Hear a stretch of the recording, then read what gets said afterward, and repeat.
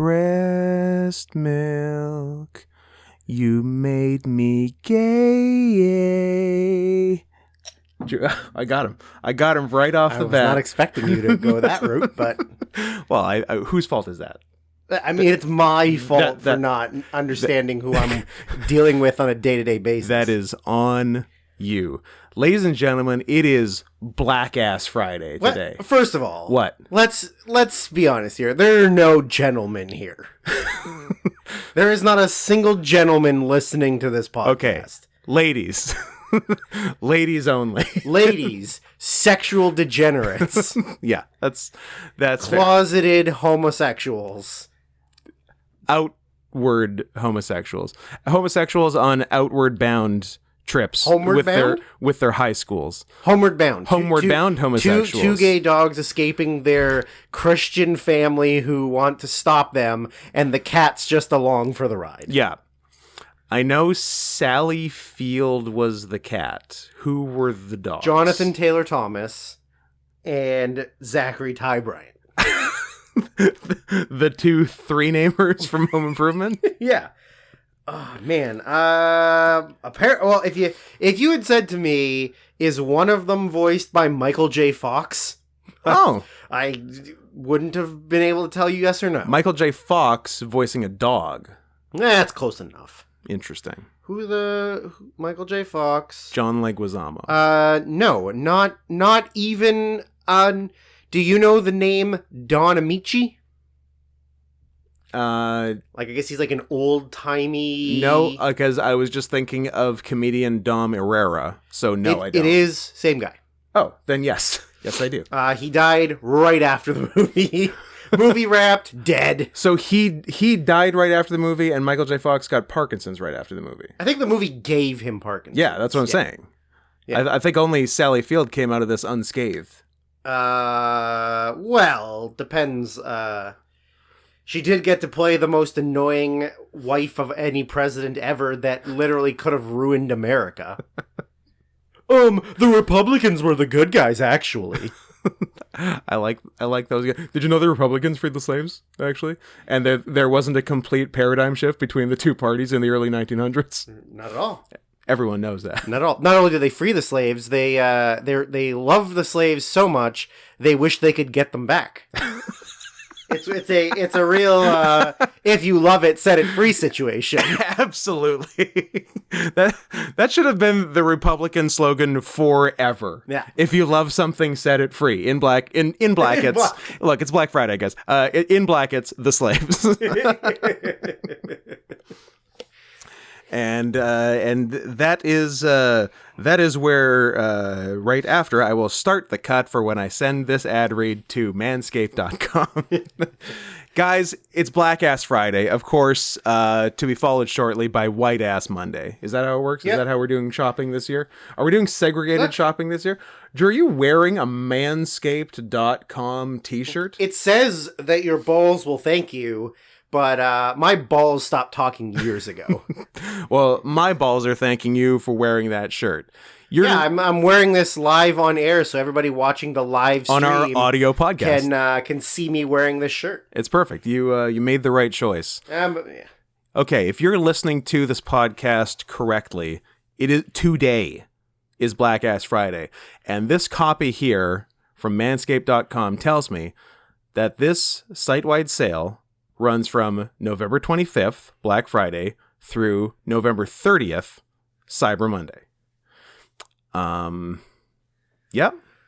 Checks out. Math is good on that. Oh, don't ask me. 5 days between Friday and Monday? Friday, Saturday, Sunday, Monday, second Monday. Oh, second Monday. You forgot about second Monday. Like the Hobbits do. Yeah. Second Monday. Yeah. Holiday second Monday. Manscaped, I hate to keep calling you out on your math.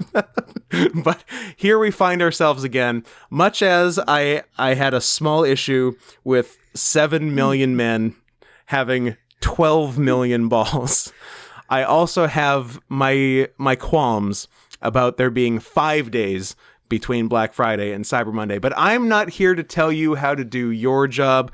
You're here to tell me how to do my job, in fact. And now I'm here, after being told how to do my job, to tell you people, our fine listeners, how to do your job. Here's the deal. We need you to go to manscaped.com, manscaped.com. That last part stands for performance enhancing drugs, I believe, the PED at the end Correct. of Manscaped. Yeah. Correct. You should go there. We need you to buy something. Whatever you like, whatever would suit you or a loved one best. Did you know it's the holidays?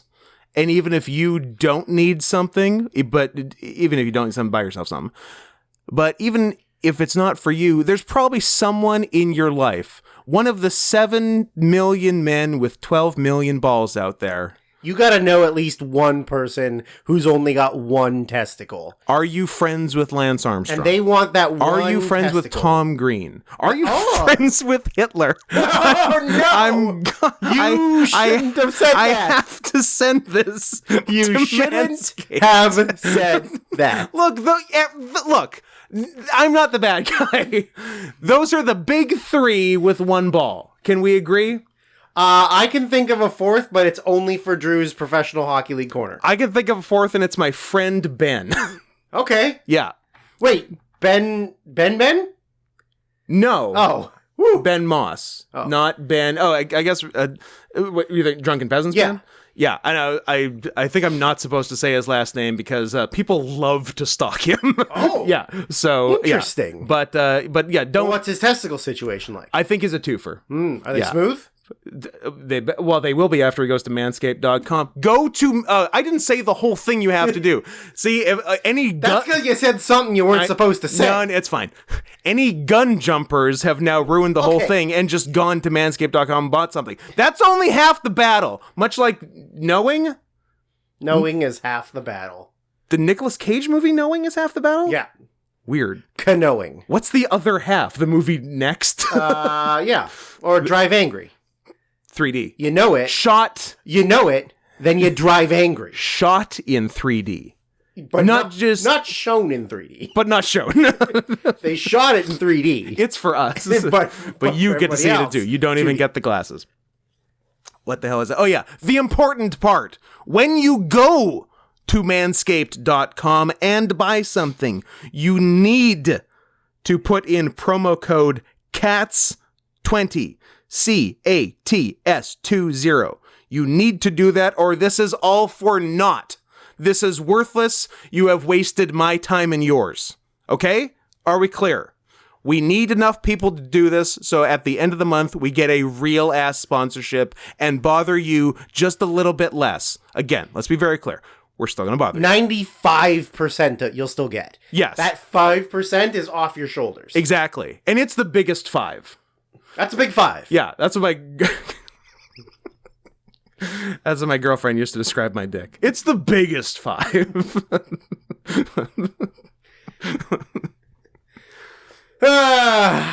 Where was it? Okay, so yeah. So what do we need to know? What do you need to know? Number 1, 5 days between Black Friday and Cyber Monday. That's the most important. Do you think they got confused between Cyber Monday and Taboo Tuesday? Could have been. And where does Cyber Sunday fall in the mix? Well, it's a mixture of the two. You mix Tuesday and Monday, you fall back a full day. You take the good, you take the bad, you take them both, and there you have Cyber Sunday. So here's what I know, and here's what you're about to know. It's never too early to play holiday music. We've begun the read with a lie, and it's never too early to start thinking about gifts. A truth to balance out the lie. We are now we're carbon neutral now. Whether it's for a friend or the friends in your pants, you can make this a season to be jolly with Manscaped. Do your little drummer boy a favor and use the Lawnmower 4.0 to avoid another silent night in the bedroom. Then add in Manscaped's top-of-the-line shower products to have people thinking, all I want for Christmas is you. Santa cares about his sack, and so should you. Look nice when you get naughty by going to manscaped.com and using promo code CATS20 for for free shipping worldwide, mostly. Sorry, Thailand. And 20% off. Go ahead. No. I insist. No, I got to make sure that you said the worst thing on this ad and not me. Oh, you had a good one? Yeah. No, make me look better. No. I like the way you look. Do you guarantee it? I guarantee it. Okay. Let's see if each one of these bullet points ends in a phrase that hurts my stomach to say. And let's go. The Manscaped Platinum Package 4.0 is the one-stop shop for the man who deserves it all. It has everything needed to help you deck the halls from face to balls. Just in time for mistletoe season. I don't hate that one. That one's okay. We're going to allow that one? That one's okay. I like that one. You want to try our luck at another? Sure. I got about 7. Okay. The Platinum Package has each product from the best-selling Performance Package plus Ultra Premium Body Wash, Ultra Premium 2-in-1 Shampoo and Conditioner, and Ultra Premium Deodorant. It's the best way to smell fresh from your Santa hat to your candy cane. Yeah, I'm lukewarm on that one. Okay. We're Not the worst thing I've ever heard, but it wasn't as good as the first one. We going to press on? Yeah. Okay. Is this going to be a real Acclaimed versus Swerve and Lee? Diminishing returns with every match. The Lawnmower 4.0 body trimmer and the Weed Whacker nose and ear hair trimmer feature proprietary advanced skin-safe technology to protect your delicate presence. Plus, both are waterproof, so there's no issue clearing the snow out of your driveway. What if you don't live in a place where it snows very much? It doesn't snow here that much. I don't know. I've had to shovel some driveways in my lifetime. I think you may have missed the metaphor. Let's press on. There's also a 4000K LED light on it, so you can light the way like Rudolph. I'll allow that one. I do like the That's light. fine. And the light is legitimately I do like the light. A good feature. Now that... Oh, I like when you stop at the beginning. Well, I think it may be more Scott's notes issues that I have to give the fine people. Okay, I'm going to read this verbatim. Now that you've groomed Candy Cane, it's time to make sure you don't smell like a reindeer with the Platinum Package's shower products. All of Manscaped's shower gear is sulfate-free, vegan, and made to have your skin feeling hydrated and smelling fresh. Now that you've groomed Candy Cane. No. Your Candy Cane. No, I think it works both ways. Explain. That you've groomed Candy Cane, implying that your penis is Candy Cane. Oh, like proper noun? Your penis is named Candy Cane? Yeah, I think that's what they're implying. If it was capital letters, I'd allow it. Manscaped.com is officially announcing that both of our ding-dongs are named Candy Cane. When you're here, your name is Peaches. I can no longer call my penis the disappointment. I can only refer to him as Candy Cane. Because he hooks down a little bit and nobody actually wants it in their mouth.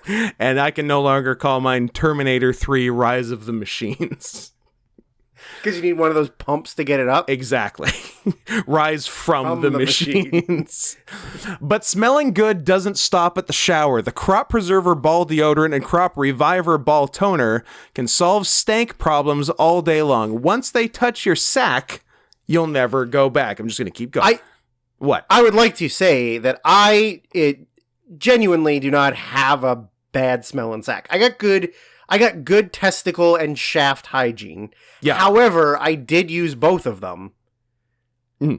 I quite enjoyed them. Completely agree on both. I have never even thought of using ball deodorant except once on just an off day. Sure. But one, I legitimately love the smell of both. Yeah, me too. Yeah. And it's actually really good. I didn't think I was going to use them, like, because I was like, yeah, me too. I'm never, like, I'm usually clean down, like, shaved down there anyways. Yeah. He's got a stink down there. There's not a lot of hairs to grasp onto. Now, not anymore. If we're talking, like, if you pass through the tunnel. If you pass go and collect $200. Then we got an issue. But the balls smell pretty good. I've heard no complaints from the one person who's had to smell them, and that's me. Yes. The Platinum Package 4.0 sitting under the tree is guaranteed to put anyone in the holiday spirit. And for the perfect stocking stuffer, add in the brand new body buffer, an incredible body scrubber that makes exfoliating easy and a lot cleaner than that old loofah. I can't believe the last bullet point doesn't have a Christmas pun. Hey, Manscaped.com, in addition to all the new business we're bringing you, hire me to write your copy. I don't need a loofah. I'm hairy enough. Legitimately hire me to write your copy. I could write...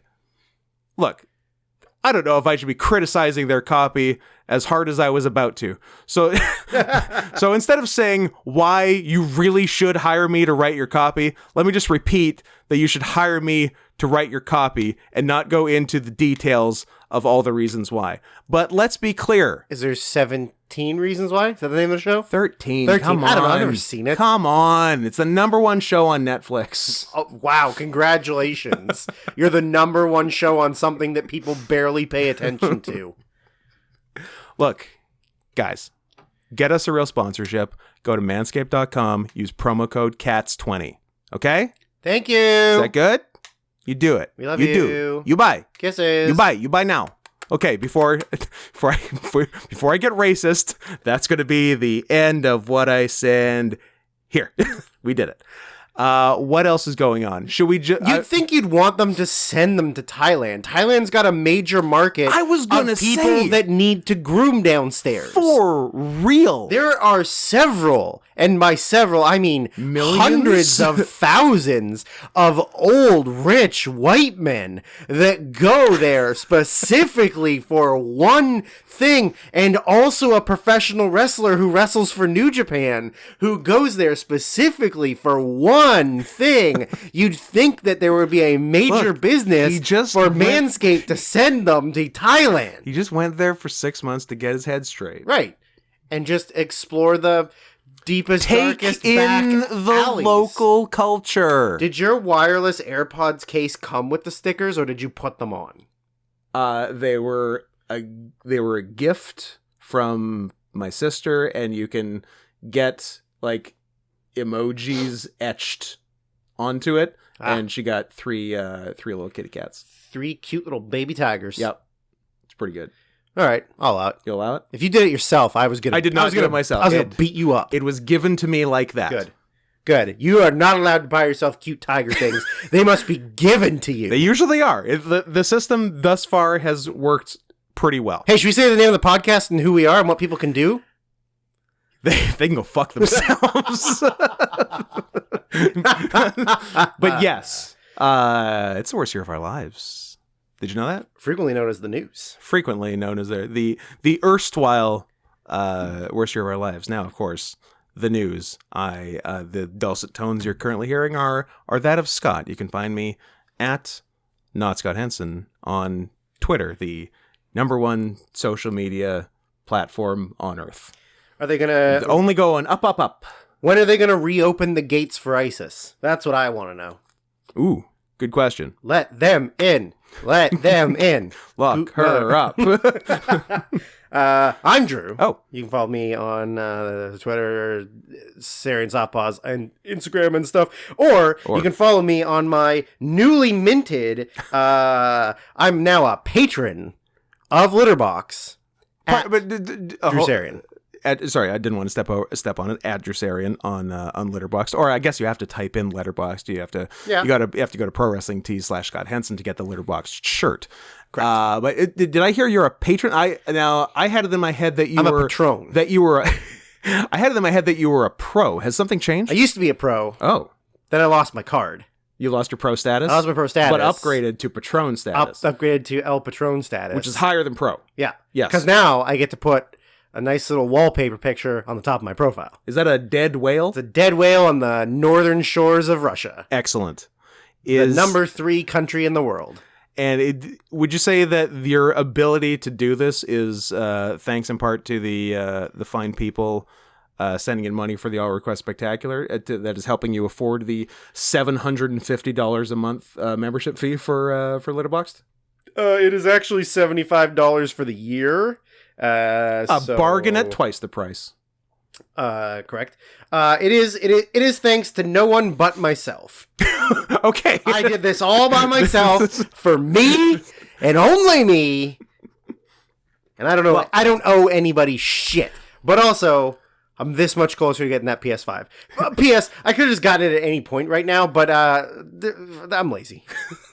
The money's just sitting there. Well, let's get a little more money sitting there so you can buy games with the PS5 and not just the game. so just buy the console and look at it. It is. I will state I will not be allowing opinions to the contrary that it is the sexiest console. Yeah. It's the most AI looking that... It's very sleek, and I would... Drew, I would like to have sex with your future PlayStation 5. I'll allow it. Good. Only if you drink one of these. No! Pepsi, sour cream, and onion. Yeah, I thought I also disturbed the kitty, but he seems very okay. He needed his way to bed. Yeah, he had a long hump on his favorite blanket, and is now very tired. No, but we won't be doing that. But yeah, let's I'm gonna openly apologize to anyone who hears me do some sniffles and stuff because oh yeah, the reason you're hearing this on Friday and not the standard Thursday is because Drew, of course, I'm sorry I called you Gru from Despicable Me. Drew has I don't think I can do a don't feel like you have to. It's fine. Drew has tested positive for feline immunodeficiency virus. Oh, you want to park my car? That's the closest thing I can do. Flawless Gru. Perfect, most flawless perfect Gru I can do. I love it. Yeah, Drew was sick, and we find ourselves recording on the day it's supposed to come out. I suppose I could put it out late today, but that seems like the not best time. You know how English people talk. That's how it works. To put out a podcast. So you're gonna have to wait till the morning. So were you gonna say anything else about your illness? No, I just are you open about? Did you get the illness from having heterosexual sex? How did you? Nope. I got it from licking seats on the bus. I was doing a new challenge on TikTok where I open all doors with my mouth. Yep. Yeah. The open doors with mouth challenge. Yeah. They're calling it the new planking. Remember planking? Except for there's been like 30 plankings since planking. How about Taylor Swift? Taylor Swifting. Is that where Ticketmaster gouges the prices for millions of people trying to get... you in the ass so hard. What a piece of shit. Just trying to see a nice blonde girl. Not to get off topic, but I tried to buy Canucks tickets. Canucks? This is Drew's professional hockey league corner. Oh, we made it. The Vancouver Canucks are a professional hockey team in Vancouver, Canada, where Scott and I both currently live for now and not the future when we move away. To Scott's homeland of the Sundarbans in India. Wait a minute. They are the second worst team in the league by a long shot. Okay, go ahead. And you'd think, bad team. There's going to be plenty of cheap seats available for games in Vancouver. And when you go to look, the worst seats in the stadium are $125 a seat. Worst seats. The top of the upper bowl are $125 a seat. Wow, that's honestly more than I would have for guessed. the second worst team in the whole league. Wowzers. You're paying there are Florida, good teams that cost a lot. Florida, Tampa Bay, most of the California teams. Yeah. You can buy reasonably priced tickets in a better section than you can in the worst parts of Rogers Arena in Vancouver. Huh. Damn. I also heard that either they just did or are just about to set the NHL record for most blown multi-goal leads in a season. Yeah, they're 1 or 2 games away from doing that. For setting the record for biggest choke artists of all time. 18 games into the season. Of an 82 game When season. I heard that, I'm like... Yeah. I don't host my own hockey corner. I don't claim to be as hockey knowledgeable. If you tried. I know I could. You could if you tried. I don't claim to be as hockey knowledgeable as some, but when I heard that, I said I was pretty sure that we're not that far into the season. It's not like they're just going to edge it in at the end of the season. There's a lot of edging, Scott. We're like a quarter or less. They have officially played 20 games. Yeah, so less than a quarter into the season? Yep. Yeah. Canucks, guys, get it together. What are you doing? What are you doing? Here's what we're doing. We're doing the all request spectacular. We sure are. And there's a deadline. There is now a ticking clock. You're doing an okay job. You're doing Let's admit, okay. You're doing a fine enough job. Yeah. But do you really want to do just the bare minimum? Yeah. Or do you want to be like my boy Brian over there and really show what you got? Yes. That is, of course, a reference to a movie that I've probably seen too many times. Do you know what it is? Pieces of Flair. Kane. Pieces of Flair. Office Space. Oh, yeah. My boy Brian. Yeah, Brian was working it. Brian was working it. So, yeah, you guys, you guys have done well. I am close to... Finishing? Killing myself. Oh, okay. Over how many when I look at the sheet of all the things I need to watch, I'm like, I could start now, or I could not and then kill myself, or I could panic, and have to try and fit 6 things into a 4-hour window. Yep. That sounds like the Scott and Drew all request live spectacular motive. That is the operandi. Move. Now here's a thing else. Here's one thing I'm a little disappointed in. Although it actually, let's say this was recorded yesterday, because I think it literally might have changed today, thanks to young Zachary K. But before we factor him in, here's how you guys are doing well, but also very badly. Okay. Yeah. Let him know. Give it to him. So we have broken the record for number of movies requested. Great. But when we broke it, and in fact several after we broke it, we actually had less money than we did for the previous round with less movies, which means, by my math, less tipping.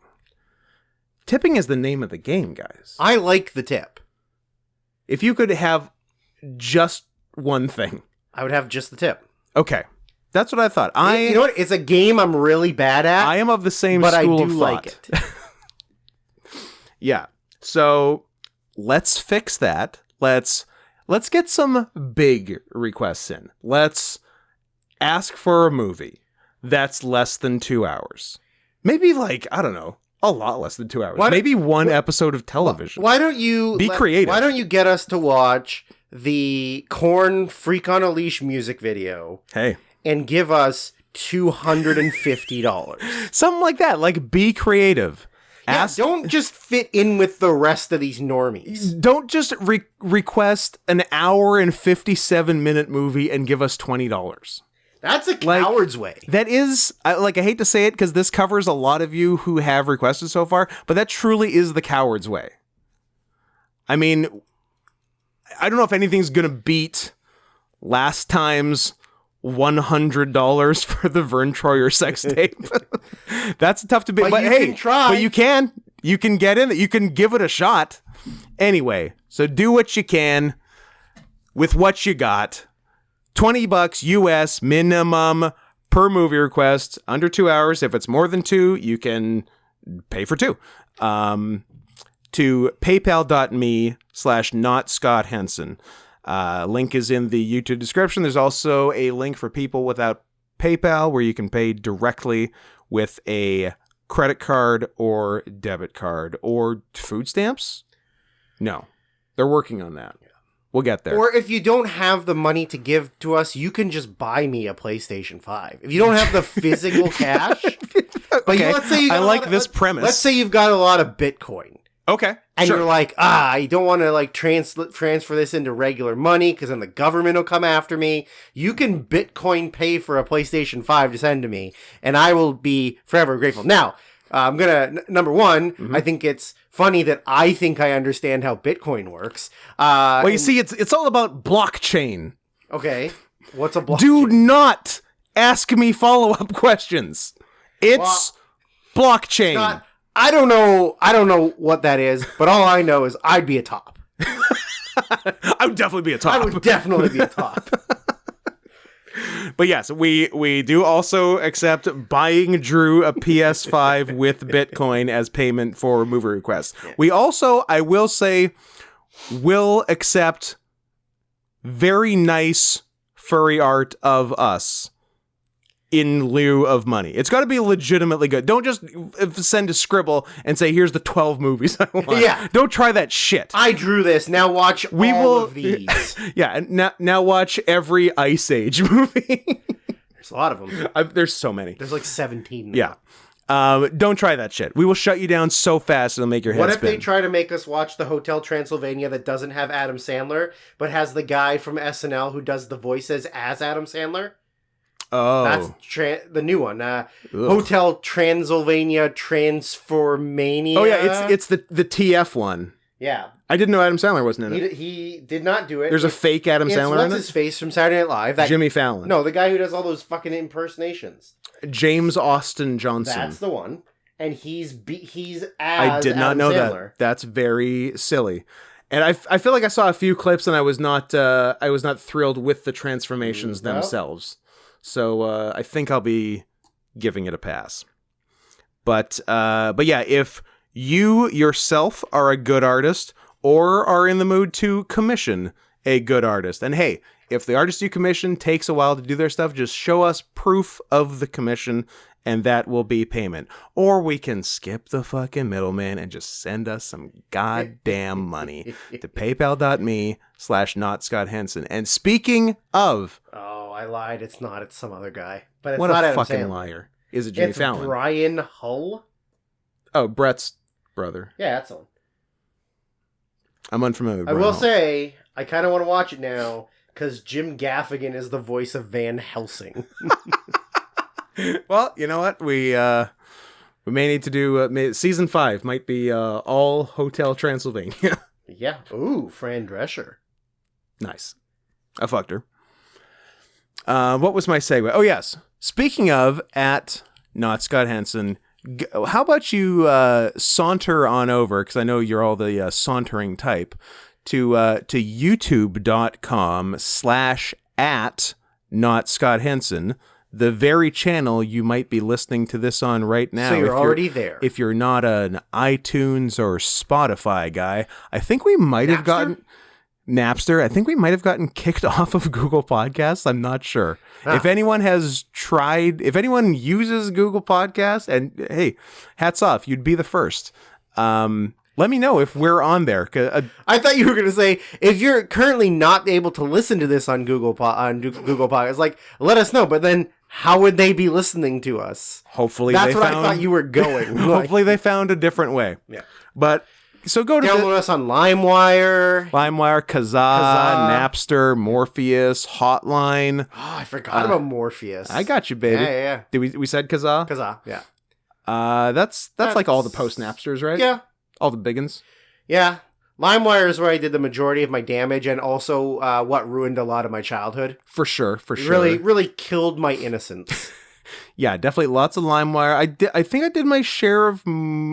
Kazaa and Morpheus before was LimeWire was like the last one? LimeWire was kind of the last one before torrents. Yeah.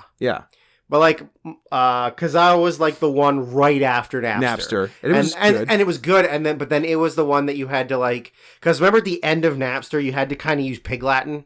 Yes, you had to fake it. And then that kind of got over to Kazaa as well. Yes. And then everybody was like, well, this is dying. Let's get out of here. So then they got Morpheus came, and then just all the other ones. There was a couple other ones. I wonder if we'll be talking about Twitter like this one day. Maybe. But there was other ones as well that were like smaller that only lasted for like 6 months and then just disappeared. Yeah. Hotline was definitely smaller. I think it worked slightly differently, but I remember there being like I remember getting some obscure wrestling on there. But what the hell was I saying? Oh yeah, new stuff going on the YouTube channel.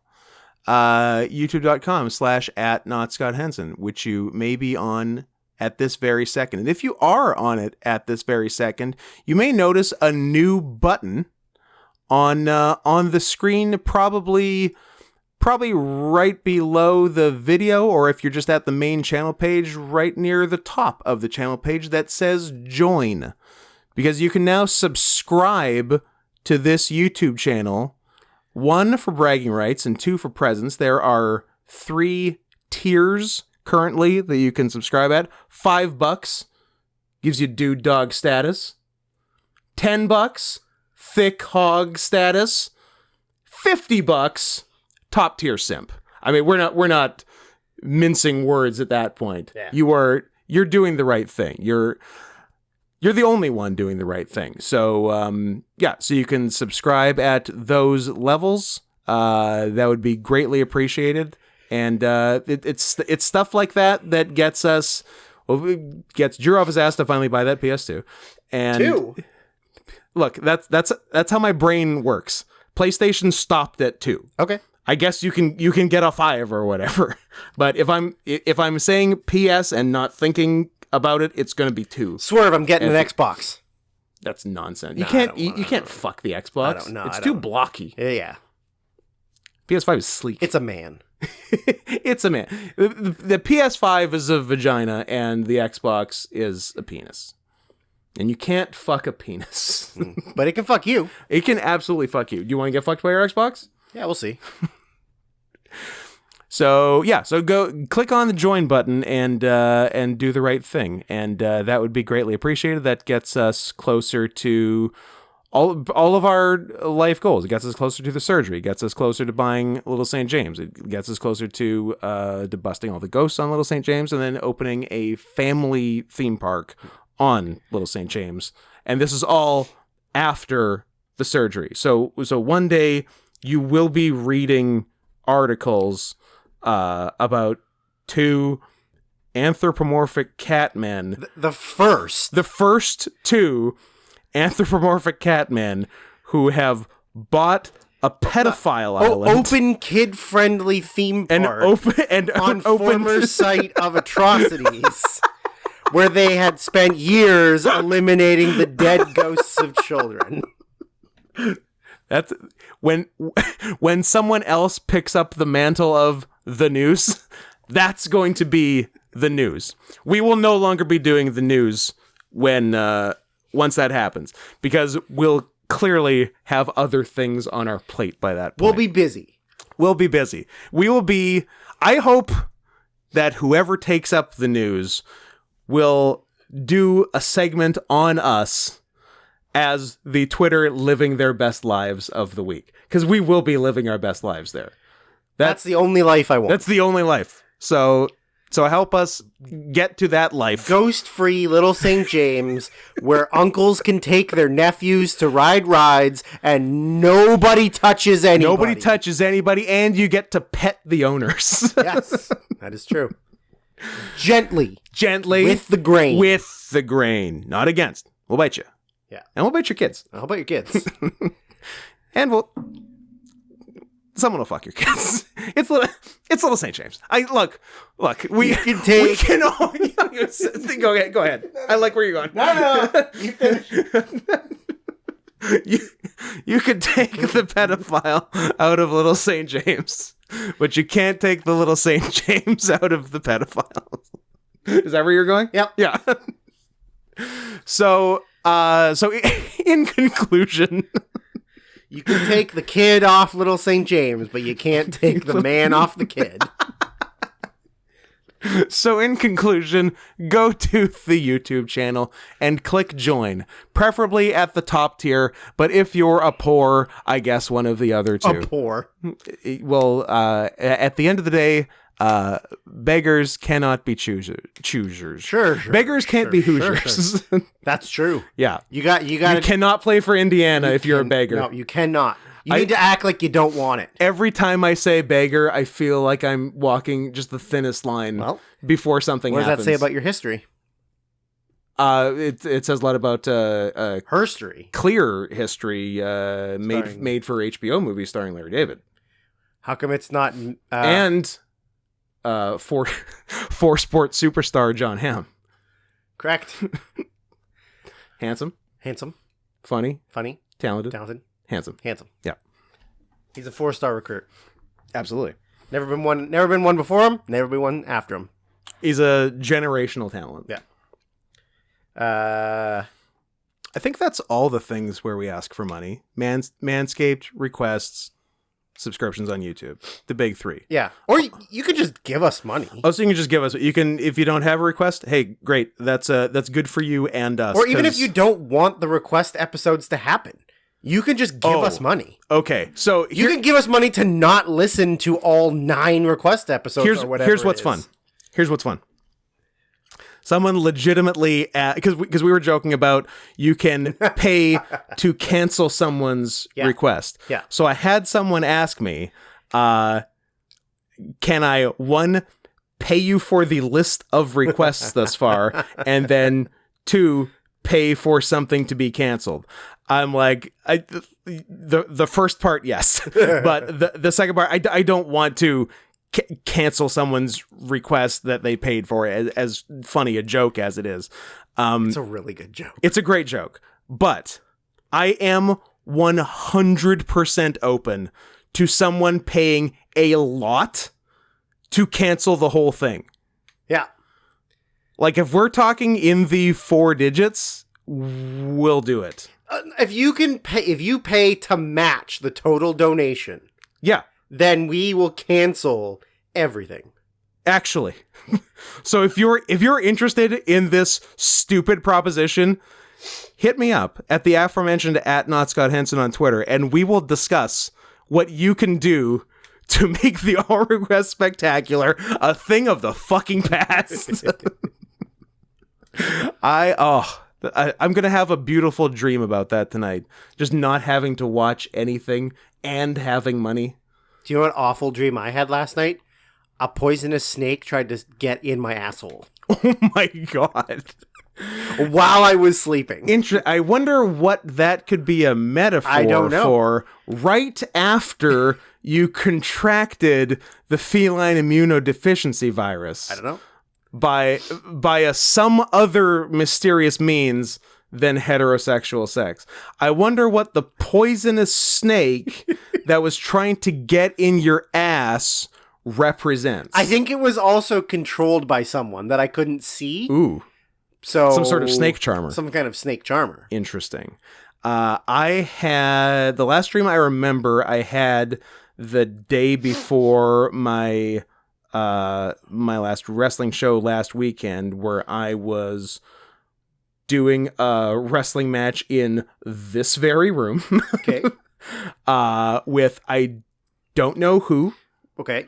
And I don't know who was watching, but I did feel like there was an audience. Did you have visitors? I might have had visitors. And this is a dream I've had before in various forms, where I'm in a wrestling match and it can't end.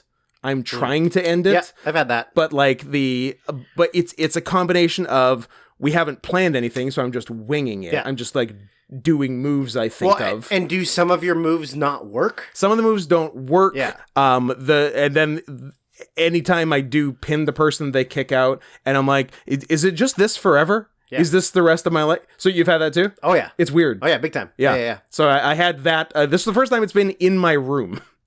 That was a new one. I'm usually in a wrestling ring. I don't know if I've had it in my room. It's usually, for me, it's usually like early WrestleManias. Like I've had dreams of, I've said in the past, with Kelly and I wrestling the Killer Bees at like WrestleMania 3 or something. Yeah. Right? Like I've always had those weird things, but yeah, never like, I don't think in my bedroom.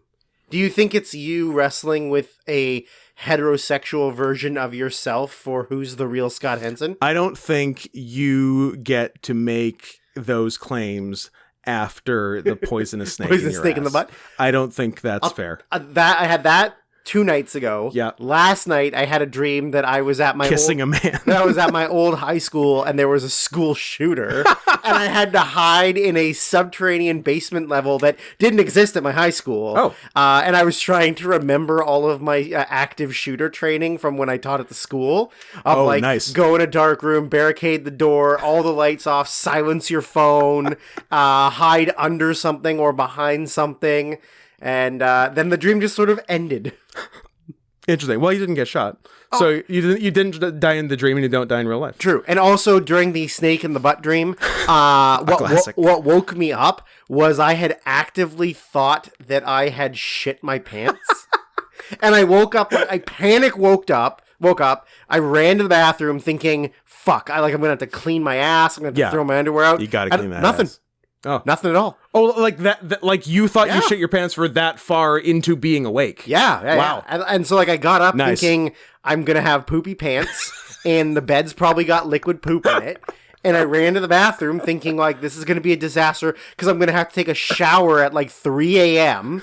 And I got to the bathroom and nothing, like absolutely nothing. But I had the full sensation that everything had evacuated.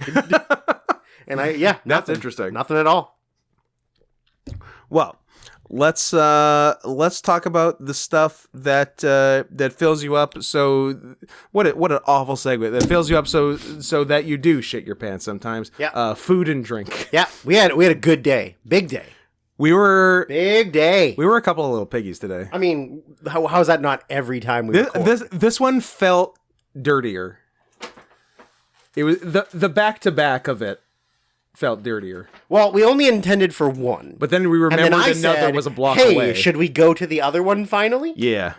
So we found ourselves at the newly this week opened Milk Bar in the Nordstrom in Pacific Center, downtown Vancouver. Owned by a celebrity baker, Christina Tosi, and also owned Goop founder Gwyneth Paltrow. And David Chang of Momofuku is in the mix somewhere too. I think he gave her ramen money so that she could open these places. So. And as a result, I don't need to keep flying to Las Vegas to go to Milk Bar there. I can just go downtown now. So that's a plus. Unless you want specific things. True. Unless I want a slice of birthday cake, because apparently I can't get that here. Or that one cookie. Or that one cookie. Cornflake cookie. The cornflake chocolate chip marshmallow cookie. That was out too. But they opened literally a couple days ago, so I assume they're still stocking and importing. And they sounded confident that they would have these things shortly. They're on the menu. They were just out. They were either out or not in for the first time yet. But they'll have it. What are you? Drew's kissing. I'm kissing something I got from Milk because it's delicious, and I want to know how much I love it before I eat it. Which cookie is this? This is the confetti cookie. Nice. And I've had it before in Los Angeles. Yep. I made my group go on a very out of the way trip to go to Milk at the end of the day when everyone was tired. Nice. So I could buy a bunch of cookies because cookies are my jam. So we went to Milk first. Yes. Knowing that we were going to do Milk no matter what. Yes. And then we would just go get food later and go home. And then you messaged me before I met you. What is the world record for most money spent at Milk Bar? I'm like, I don't know, but we're going to find out really soon. How's that cookie? Best thing I've ever had. They're really good. I fucking love them. Yeah. They're a real nice cookie. I've never, I was definitely bummed about the lack of birthday cake availability because I have had a friend of the show, LW, make Milk Bar's recipe for the birthday cake and tried that, and it was very good. And I would love to try the real thing for $12 a slice or $69 for the whole cake. Nice. But next week. Legitimately, we're going again next week. We're going until they have the cake, however many times it takes. Yeah, if that fucking lady lies to us every fucking week. I like that her English was wrong in how she was, because she was the information she was trying to convey is that they are sold out or they don't have it. But when someone would ask, did you say it's selling out? Like we don't have. She did not yell, "We don't have." Yeah, she was Chinese or Japanese or dirty or look at these. But it was like the wrong tense, so it sounded like maybe they still have them. We're selling out. Well, before you do, could I have some? No, we're selling out. Could I purchase the last ones you have? No. You can't, apparently. But yeah, and then Drew had the bright idea. Hey, Jollibee is right around here, and we haven't been, and they probably don't have 5-hour lines anymore. So we walked over and checked it out, and guess what? They don't. They had like a 10-minute line, and you know what? I can fucking deal with that. Mm-hmm. So we got ourselves some chicken, which came with a lot of gravy, some sandwiches, and of course, some classic fried chicken side dish, spaghetti. Full-on spaghetti.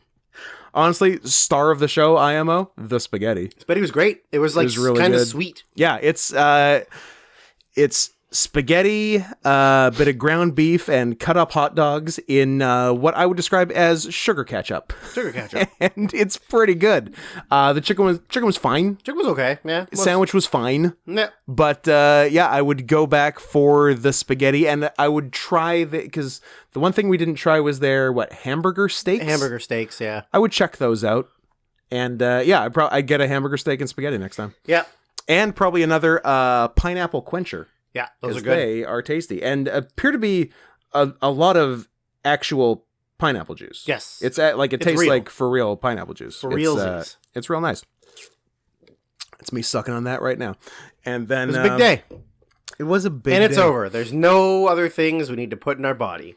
Except for the 3 other things we have to put in our body. So many things to put in our body. This is going to be a long episode. This might be, you know what, Let's just end it now. They don't deserve a long one. We committed the cardinal sin of going under 2 hours last time. So we... Why? Were people sad? No one said they were sad, but it did get, less views. Which is silly. I'm like, really? You're not going to listen because it's an hour 24 as opposed to 2.5? Listen, we can go long every fucking episode if that's what you want. We're going short for you. Yeah. So if you people want us to go longer, then we'll fucking we'll go fucking longer. do it, he said threateningly. Yeah. But to switch gears emotionally, I think it's time for holiday themed Mountain Dews. Yeah. Now we've tried before, but are going to try again and discuss in there. We're gonna have the one in your hand first, the gross one, because we know the other one's at least good, and the first one is a fucking wild card. The last person alive that enjoyed this flavor of thing, or the real item that this flavor is based on, was my grandmother, who died in 2013. Nice.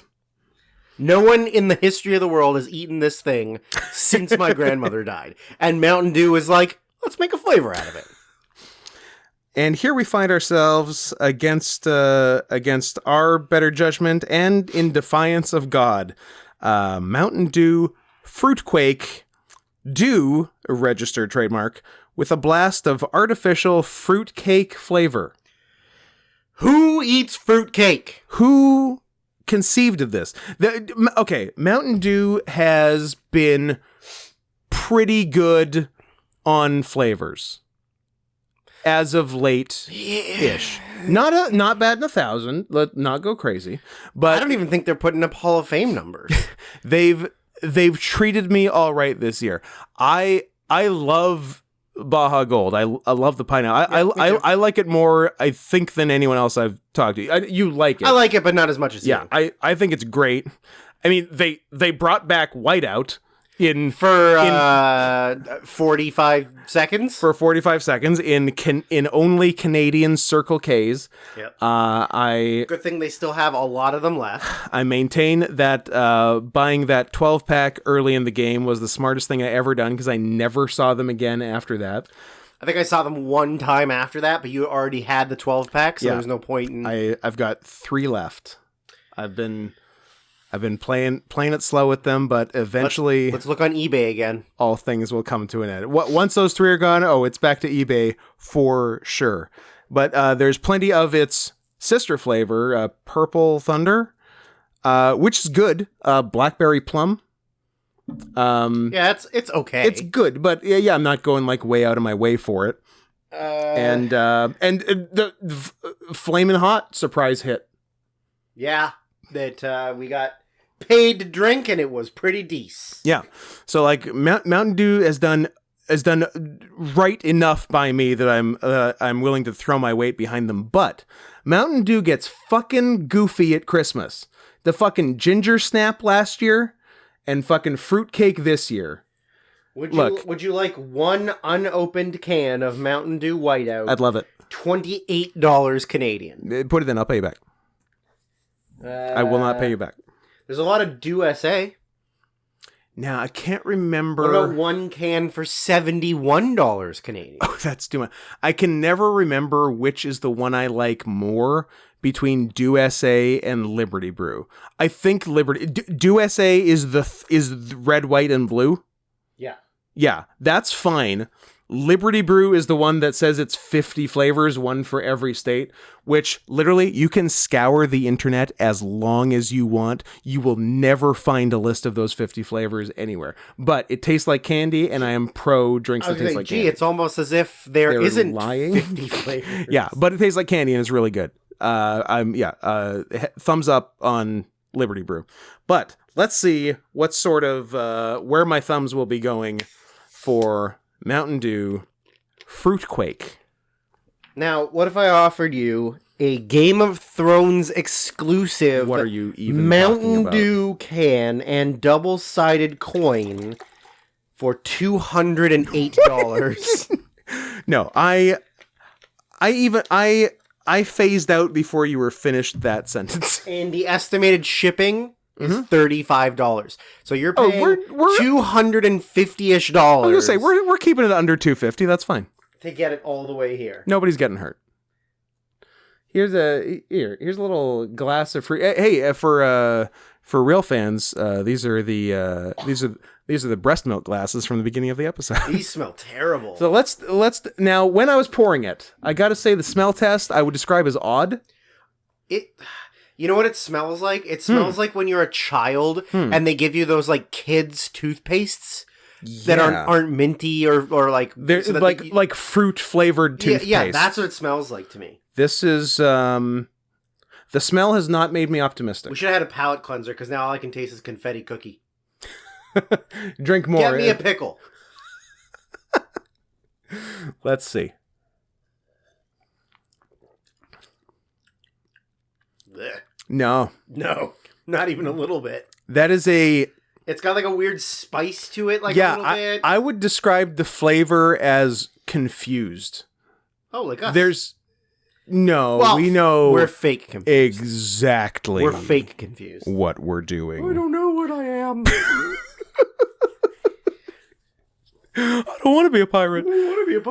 Did you hear me say that when the guy was doing the face paint? And I said, I don't want to be a tiger. When he started with the orange on you? Did you hear me say that? I don't know if I did. I feel like I would have laughed harder because that's very funny. He started, I saw the orange go, and then you were like, "Oh no, he's not a tiger. He's a gray. He's like a snow leopard." And then I said, "I don't want to be a tiger." That's great. You know what's Although if I was, I would commit to eating people, Scott. Is that like you coward? Is that a call out for not eating people? Yeah. Why can't a snow leopard eat people? Why can't you lead by example? Okay, first of all, do you know the ratio is your mouth too dainty? Of snow leopards to people in their natural habitat? Yeah. It's like one snow leopard would maybe to see 0 people. 2 people in their lifetime. Yeah. And from like 300 miles away. Yeah.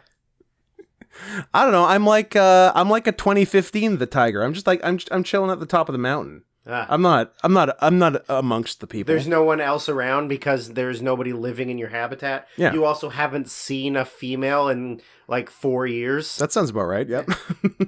That sounds highly accurate. That's because your sister stopped bringing other tigers home. Did you almost spit take? A little bit. God, that's okay. I guess it's fairly fruitcake accurate in that there's a bunch of both spices and fruit flavors, but as a result of that, it sucks. I don't like the spices I don't like it at all. And fruit flavors together. Throw it out. They're bad. No, you got to finish that before you open your window and just dump it out the window? If you would like Through it to the- get absolutely freezing in here, then yes, Fuck. Okay, I'm just gonna chug it. you're gonna have to chug it. I'm sorry I poured you that much. We still have at least 2/3 of a bottle. Blah. It was gross. I hate it. I'm gonna suck this dry so it doesn't pollute the better one. Yeah, I'll suck it too. Suck it, lick it, suck it, lick it. Okay, so that was a bust. But thanks anyway, Eve. Appreciate the effort. Blah. We look. We like new Mountain Dew flavors, but they can't all be winners. And this is a very prime example. This is a very big loser. This might be the biggest loser Yeah. of Mountain Dews. Actually, now that I think about it, I don't know if I ever had the Ginger Snaps one because it just sounded bad. Did you try it? I think I tried it once. I think I had a can and it was bad. Yeah. And I think I didn't because I had you a told sip me. and was like, oh, goodbye. No. Yeah. No. Oh, no. Oh, no. Okay, let's talk about a better holiday than Christmas, Halloween. Chanukah. The real Nightmare Before Christmas. White Kwanzaa. White Kwanzaa. Oh, we did that. That was us, right? Did we do that? That was us, right? White Kwanzaa. That was us. It was in Sextuplets. Yes. I think that was us. We're Sextuplets? Yeah. Okay. I'm gonna pour more of this because it's good. Yeah. We've both tasted this before and it's nice, but we're gonna tell you all about it. Pour it hard. No, this is not in Nitro. There's no Vanilla Pepsi. Nitro Mountain Dew? You know what? No reason they couldn't. They're made by PepsiCo, aren't they? They are. Yeah. Smell test on this fella. Did I say what this is, or is it a secret? Am I going to be coy about this one? Did they were? Oh yeah, they revealed It smells so much, but yeah. So we're dealing with Mountain Dew Voodoo, VOODEW 2022 Clever. edition. Yeah, you get it? It's clever wordplay. It is clever. Do you do the voodoo? Yeah, that tastes nice. Yeah.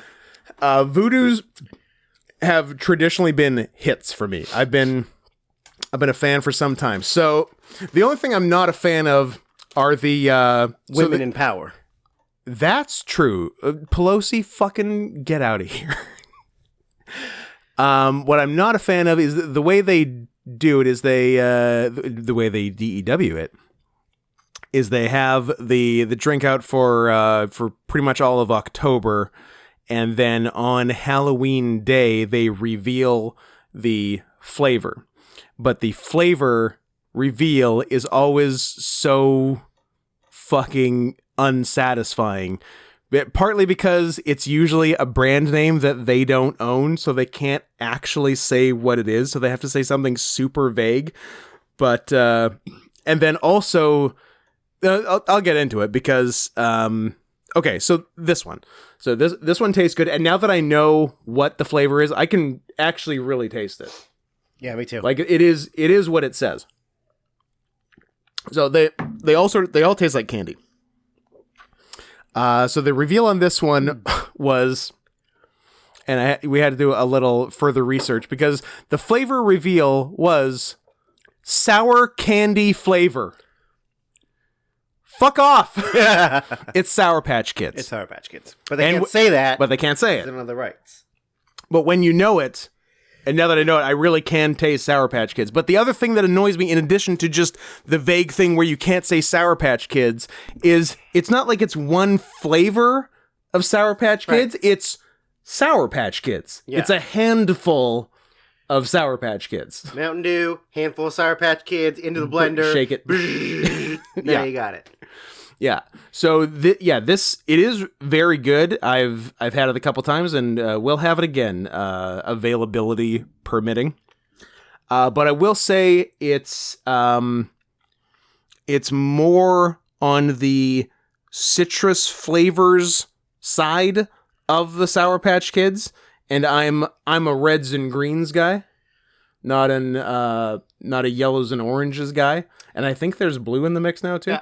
But yeah, so it's good, but I don't know. I guess because you want it to be sour, obviously you go on the citrus side. But it's very good. Not my favorite voodoo. So going back in time, last year's was revealed to be, oh yes, that's right, Fruit Candy Chews. Starburst. It was Starburst. I remember that being awesome.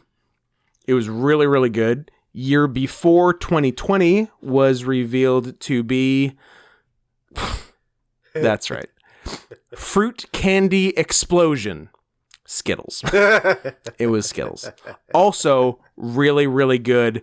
And like both of those, but the Starburst and the Skittles, both, it was just like drinking candy. Yeah. And that's what I'm here for. Yeah. I'd be here for it more with all these new fucking energy drinks that are just candy flavors. Here's the old man going off about his energy drinks. Your Ghosts and your C4s with all these just amazing flavors. And some of them are literally one flavor of Sour Patch Kids. I've had the C4s. They're not bad, but I know why you don't like them. I can't do it. Not bad. I can't do diet taste. I don't care if you think there isn't diet taste. If it's 0 calories, there is.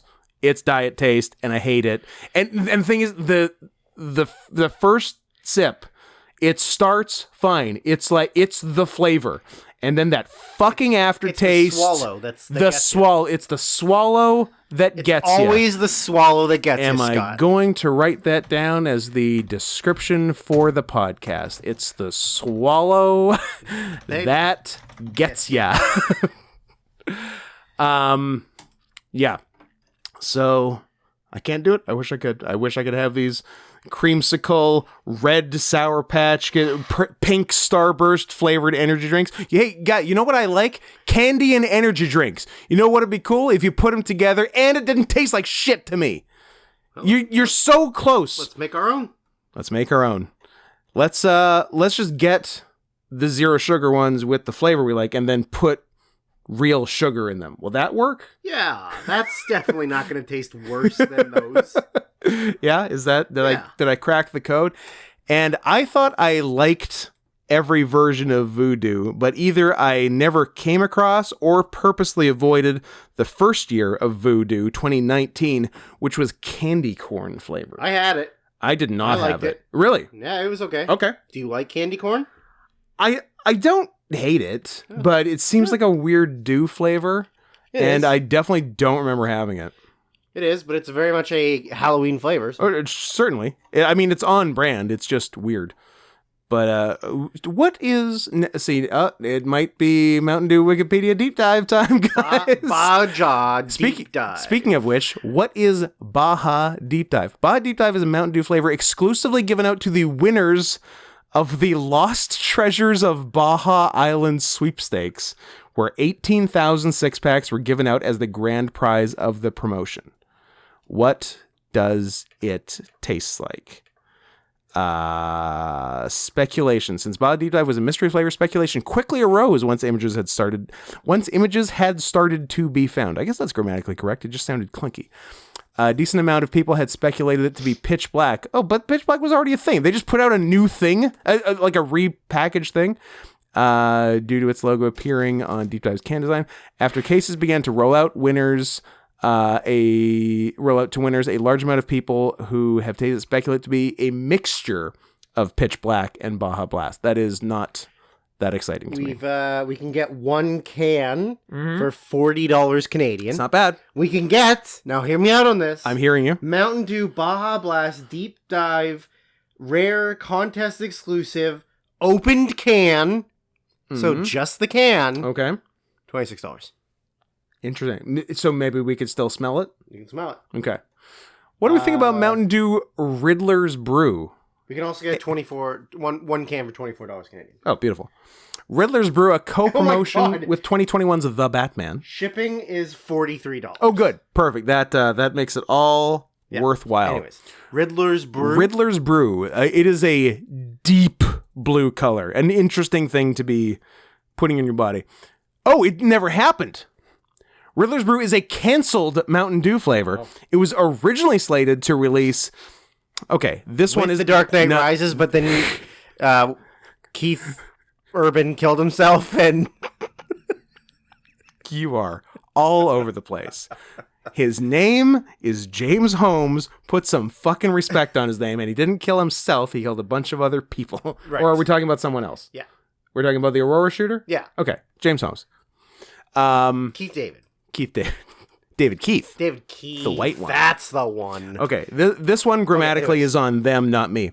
It was originally slated to release of the film The Batman in 2021, but its release was scrapped due to the film's delay and licensing it. Because I'm like, wait, was The Batman 2021? Well, does that mean that they made it and they just didn't sell it? Yes. So then what? They've just got a warehouse. They got a warehouse full of Riddler's dark brew? ass Riddler's brews. Wonder if any got out. The flavor was initially scheduled to get released for a limited time in 2021 due to the Batman being delayed until early 2022. Some speculated that the limited time drink release may have been delayed as well. No additional renders or test bottles were spotted of Riddler's Brew, nor did any additional information surface since the 2020 internal reel video indicating that the flavor may have been scrapped. Sad. I would like to know what that tastes like. Maybe Paul Dano's penis. Possibly. He was the Riddler. Spoiler alert if you haven't seen The Batman. Spoilers. Is that a spoiler? It's not like there's a late reveal that it's Paul Dano. Like, it's Paul Dano. It's Paul Dano. Here he is. I think the bigger reveal... Dano. Book him.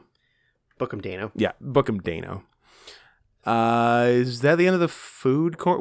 It's fine. We only have oh no, it's not. We only have 14 pieces of news after this. And then, the content.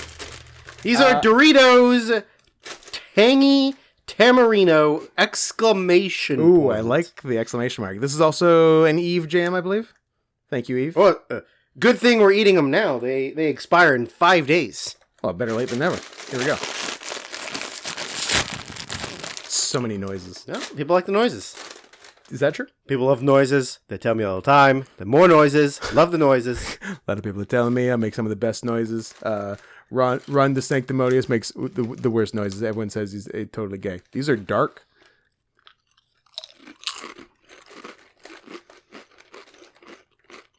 That's pretty good. Yeah. It's as advertised, tangy tamarind. Yeah.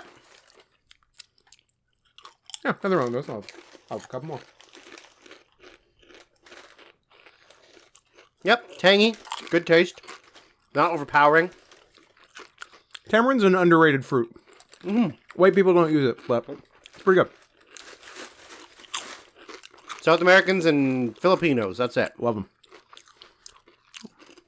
If you have access to Jarritos soda, as I'm sure many of you do in the North America area, see if you can find the tamarind soda. It's interesting. I wouldn't get it every time, but I get it sometimes.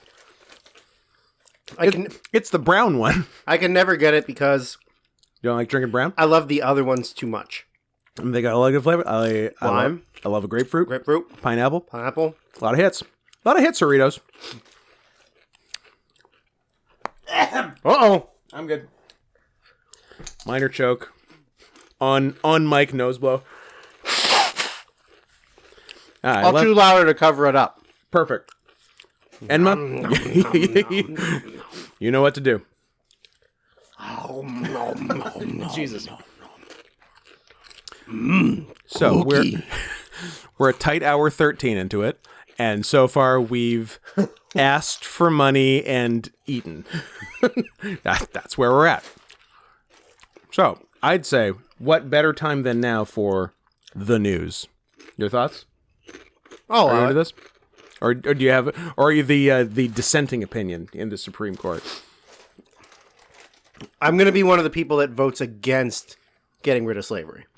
I'm going to be a Democrat. You're going to be a Democrat. If you love something, don't even set it free. If you love it, keep it forever. You can never let it go. If it feels good, do it. Even if you shouldn't. Don't let people mess you around. What's in the news? Let's see what's going on. Oh, have you heard of professional wrestler Marina Shafir? Uh-huh. She's what is she? Is she one of the she's a 4-horsewoman. She's a 4-horsewoman. What? So there was the shooty ones and the pro. Were they just both called the 4 horsewomen, but one were sort of shooters and one were wrestlers? Yep. They were always talking about doing that match, and I guess on one the 4-on-4 of the two 4 horsewomen's. And I guess on one hand, it's a shame it didn't happen and will definitely never happen. But on the other hand, it would have been bad. It would have been bad because... So like one side has at best one good wrestler. And 3... Ronda's serviceable. Shane is pretty good. Ronda's very hit and miss, depending on who she's... Shane is more than pretty good. I think Ronda's... Or I think Shane is very good. Really good. Yeah. And the other two are... She gets it. The other two are dog shit. The other two, didn't even seem to learn wrestling. Yeah. It's almost as if they were white women. And how do white women do it pro wrestling? Well, they run the ropes exceptionally well.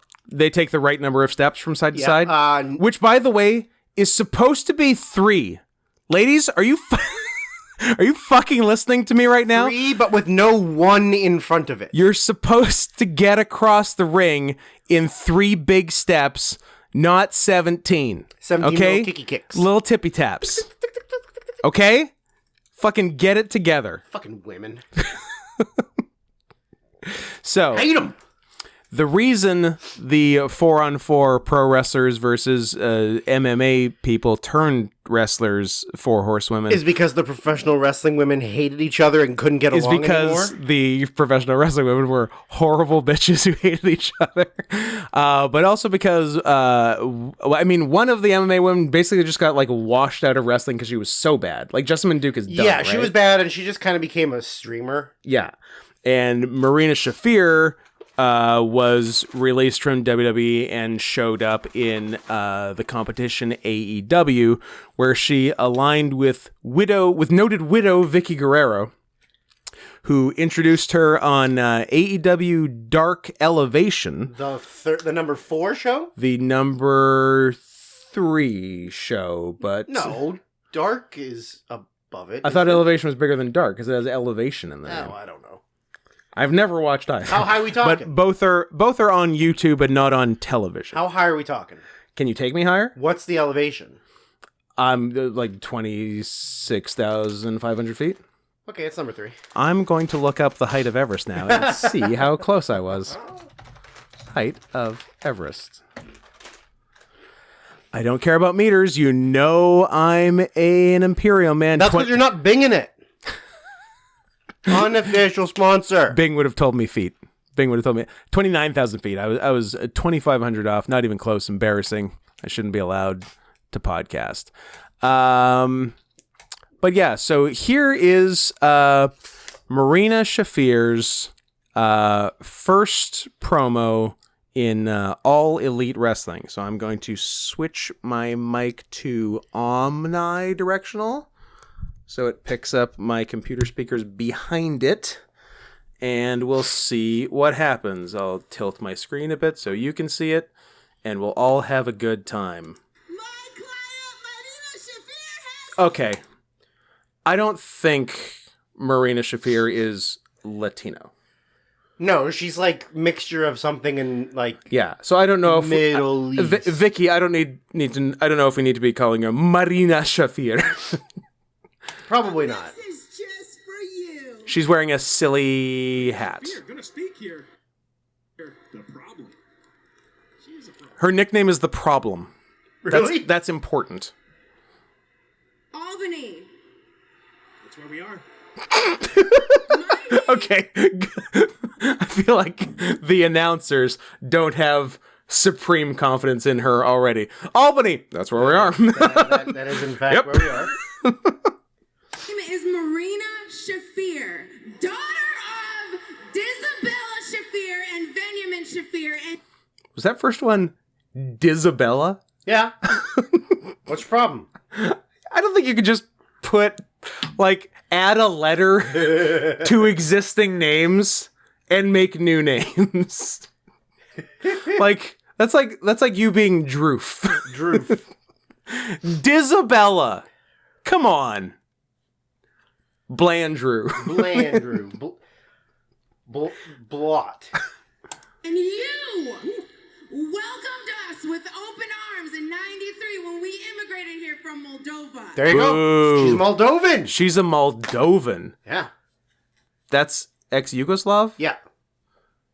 It's like that. It's the part of the former Soviet Union that became Muslim. Wait, is it Soviet Union or is it Yugoslavia? I think it's Soviet. Now I have to think about this. I'm going Yugoslav. But I could be wrong. Upon the collapse of the Soviet Union in August 1991, the republic Shows declared what its the fuck I know. independence and took the name Moldova. So is it like Caucasus area? You're a Caucasus. Is it like with Georgia and shit? You're a Georgian. Okay, I'm gonna stop. It is right here. So like, Show me with your mouth. It's right here. Moldova, Romania, Bulgaria. It's on the Black Sea. Oh, okay. Under So Ukraine, above Romania. Gotcha. Are they getting bombed? They could be. They Or might they- be next. I mean, I feel like it's not the best time in history to be bordering Ukraine.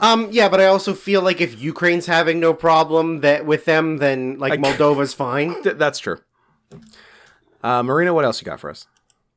You know me. Yes, you do. My parents created the problem. Yes, they did. Should have In boarded the Albany, problem. you raised the problem. You are a part of the problem. Everybody's blaming Albany tonight. It's not the best. Who even are the commentators? No idea. All of you are part of the problem. Let them have it, Marina. Is that Jerry Lawler? Buying fans. There. Okay. There's terror in her eyes. Like she has realized she has nothing to say. Like for those who don't really know wrestling, WWE, at least up till the end of the Vince McMahon regime, like scripted all their promos word for word. So there is very little room for like artistic freedom and getting like your actual personality. Yeah, who you are. You were literally reading a script, and hopefully it wasn't a shitty script, but often it was. According to this, the current commentators for Dark Elevation, this is Dark Elevation, right? Yes. Are Ian Riccaboni, Paul White, and Matt Menard Sick. are the current commentators. Also, sometimes it's Jose the assistant, and sometimes it's just Paul White and Matt Menard, which is interesting. That's a fun pair. So for AEW for promos gives way more freedom, and I like pretty much like any other wrestling promotion in the world, they give you just a couple like talking points to hit, and otherwise it's up to you. Which for good talkers allows for much better promos than scripted promos, but for bad talkers is sometimes a tough one because they have nothing to say. So let me just go back 1 second. See what. All of you are part of the problem. Let them have it, Marina. That's gotta be Menard, I guess. Buying fans. Why are we trying to raise them? There's so much fear in her eyes. Me. Part of the problem. You're part of the problem, Ian. Oh. She's pausing for so long. You don't know me. Wait. You. Wait, what? What were the last 2 sentences she said? She screamed, "You know me," And then? "You know me," then, "You don't know me." Okay. So that happened. do you- that happened for real? Was it that the whole time she was supposed She's been saying to be it wrong? saying, Oh my "You God. don't know me," and then she realized she was fucking up? Or is this just a bad promo? I'm going back. Number one. Okay, first, number one. She's the real life wife of Roderick Strong. Yes. Is she attractive? I'm really torn. I'll tell you, she might be, but the hat is killing it for me. Yeah. The hat is awful. It's like a straw. It's a straw. What even? Oh, these are ticket-buying fans. Why are we trying It's like to something raise you... know me. Okay, we know her. Yeah, okay, we know her. We know her. She's stated that we know her. Yeah. Long pause. Long pause. Breath. Breath. You don't know me. You don't know me. You don't know me. You don't know. You don't know nothing. kick. About me! Losing her mind here. And look at Vicky. She loves this. Is it me or are descent into Vicky's madness. eyes The madness in like the eyes of slowly mind. closing Understand this. permanently? Yeah. Understand this. Oh, We boy. know you. When the violence play, violence is always on the way.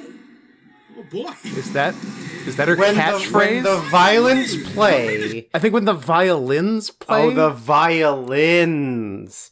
Then- I heard that when the violence plays, the violence is always on the way. Either way, it's a bad. Is her theme music like some kind of violin? Not a big fan of Albany. No. Maybe, okay. No, it's not. Nyla Rose, led by Vicky Guerrero. Well, that was truly unhinged, Marina. I don't know how you're not a bigger star in wrestling. Maybe give Especially it time. who you were like fucking whose coattails you were fucking attached to. Yeah. And you still couldn't be a star.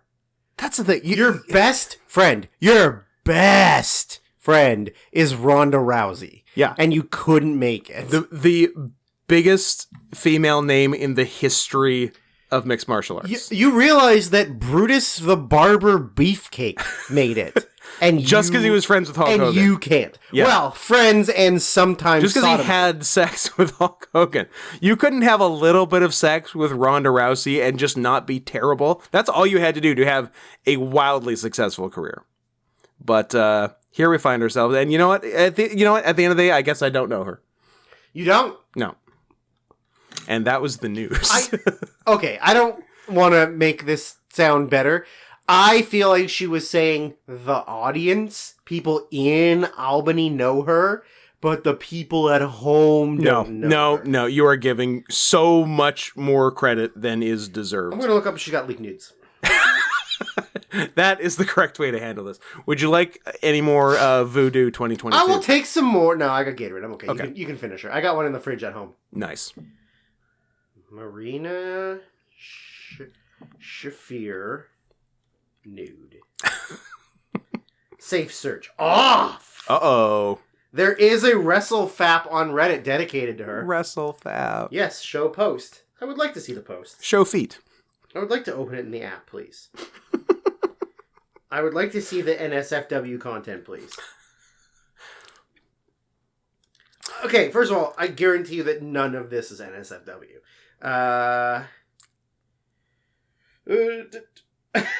Okay, so it's literally four pictures of her in a bathing suit. Fuck off. Oh, a one piece? A one-piece bathing suit, and then the last picture is a bikini top, and it's stated as 18 only NSFW. Shut it off. And then they're like, Unsubscribe. holy shit, Roderick Strong is such a lucky dude. And then, okay. See, if we, on a different day where we hadn't already gone well over an hour, I'd want to get deep into that guy who made that well, comment. maybe it's the same guy that we had as the wrestling Twitter creep.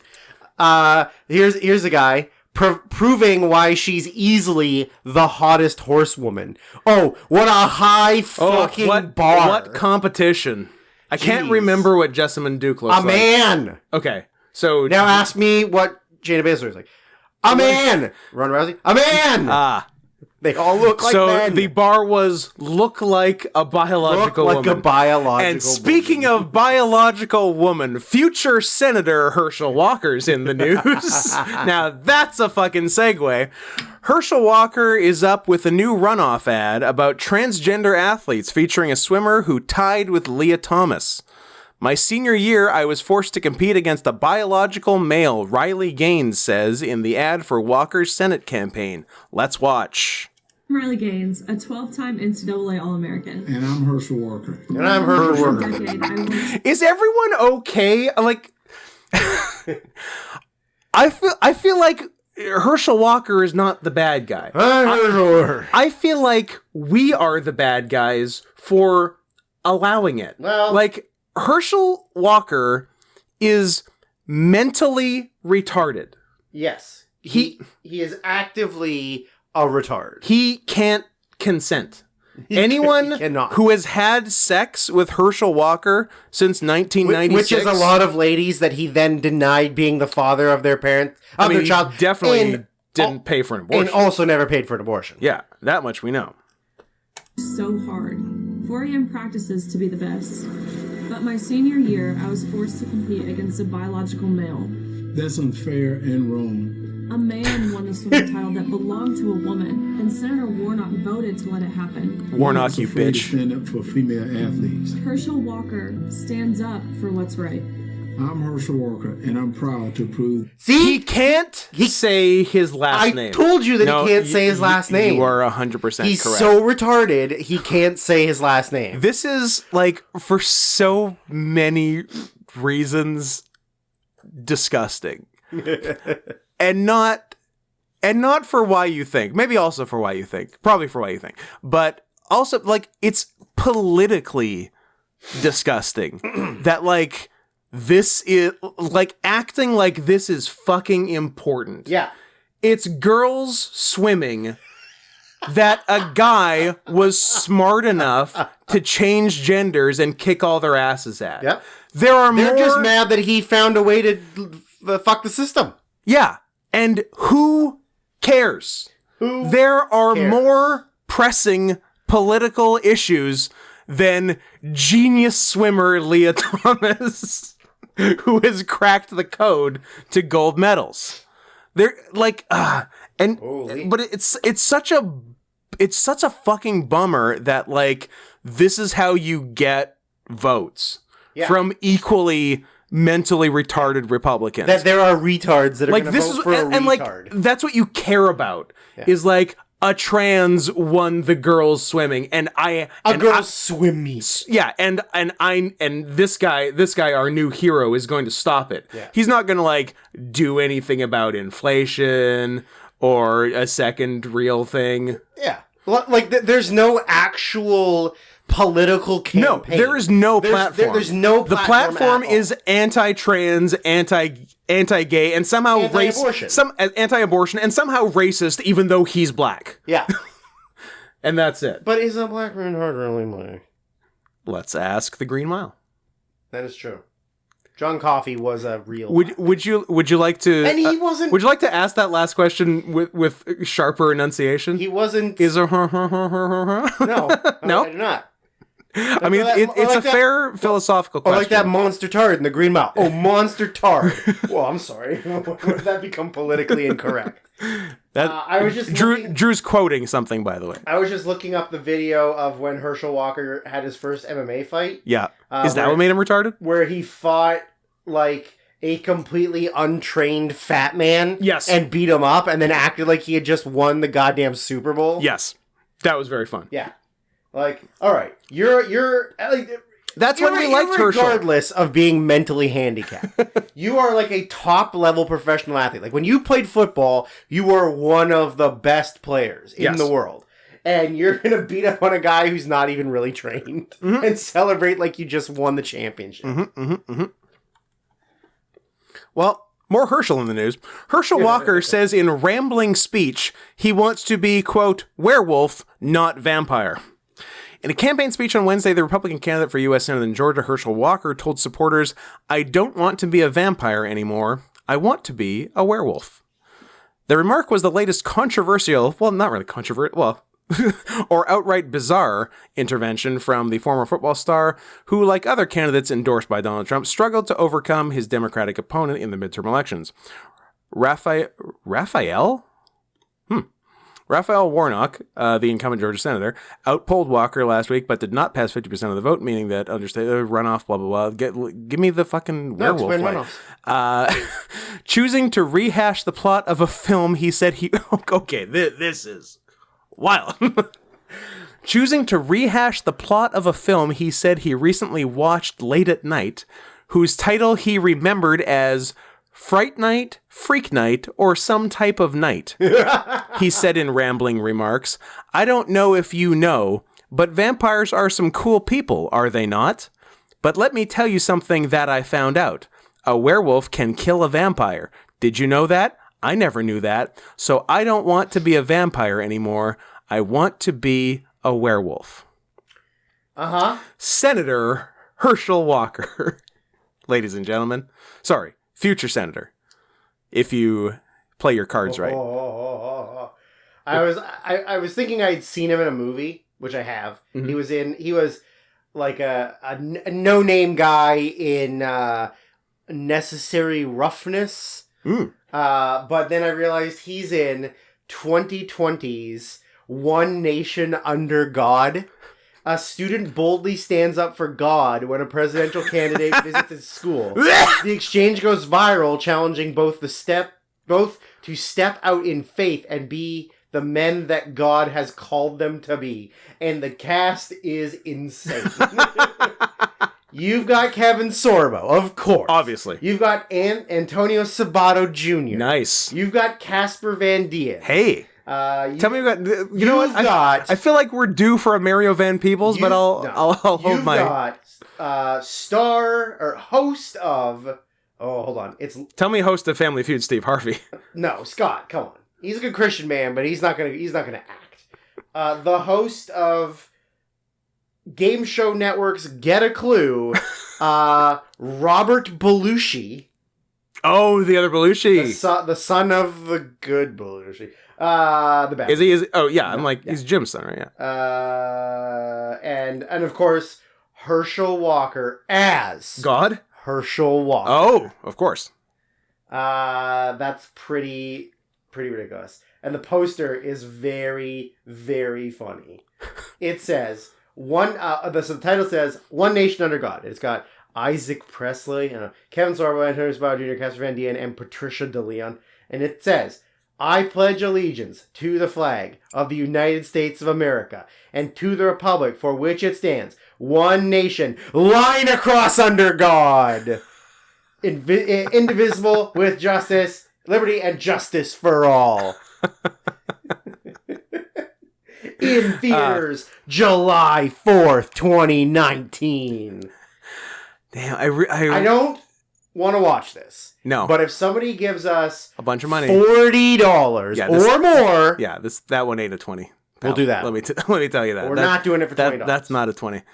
We definitely need to watch the trailer after, because I want to see what the trailer for this looks like. I so often find, I guess I can turn off omnidirectional. Oh, yeah, you've probably been sounding like a piece of shit right now. No, I sound like you do to me. I sound great. I so often find myself laughing and then crying, and then wanting to cry when I think about what I'm laughing about. Because like that movie got made like earnestly, not as a joke. Yeah, but it got made by a very specific demographic. Yeah, but I hate that specific demographic exists.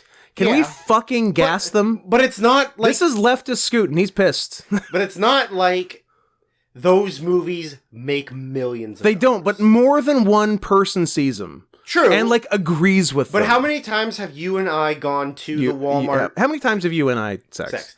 When you and I have gone to the Walmart in Washington, and you go into the movie section, and there's just like a ton of those like faith movies that you've never heard of. You've heard of nobody in the movie, and like even if you looked it up, it's like, oh, 3 people have reviewed it. Like it's nothing. I know, right? Like there's never gonna be like other than the second Passion of the Christ movie, whatever the fuck it's called, that our boy Melly Gibbs is putting out. The Passion Fruit of the Christ. The Passion Fruit of the Christ. I don't know. It's the Fashion of the Christ. The Fashion of the Christ. The Black Fashion of the Christ. I don't know. It's got a name. It's the Resurrection of the Christ, I guess. I don't know. Is that what it is? I'll tell you in a fucking second. Oh, Lethal Weapon 5 in pre-production. Cool. Sweet. The Passion of the Christ, Resurrection. Nice. Slated to be in theaters 2024. 20-year anniversary? Yep. Boom. But, man, I can't believe that Jim Caviezel's doing it after, like, getting struck by lightning twice while making the first one. Like, God couldn't be telling you more to stop. Yeah. Yeah. You're never going to get mainstream. Yeah. But do you remember a few years ago where there was that anti-abortion movie that was being shown in like Mission and Langley, and then people were like Oh, all up in arms about it, and they were yeah. like harassing the girl who was the star, and she was like, "Listen, it's just a movie. Like, It was- I it was needed an an acting acting role. gig. Like, Leave me alone. Yeah, I Yeah. do remember that. But, like, you can get mad at the fact that that movie gets made, but it's not like anybody outside of the fucking Bible Belt is gonna see it. I know. I just don't want the Bible Belt to be there. That's true. I want to do something about it. Guys, what do you think? Oh, a thing I forgot to say a long time ago regarding the YouTube subscriptions.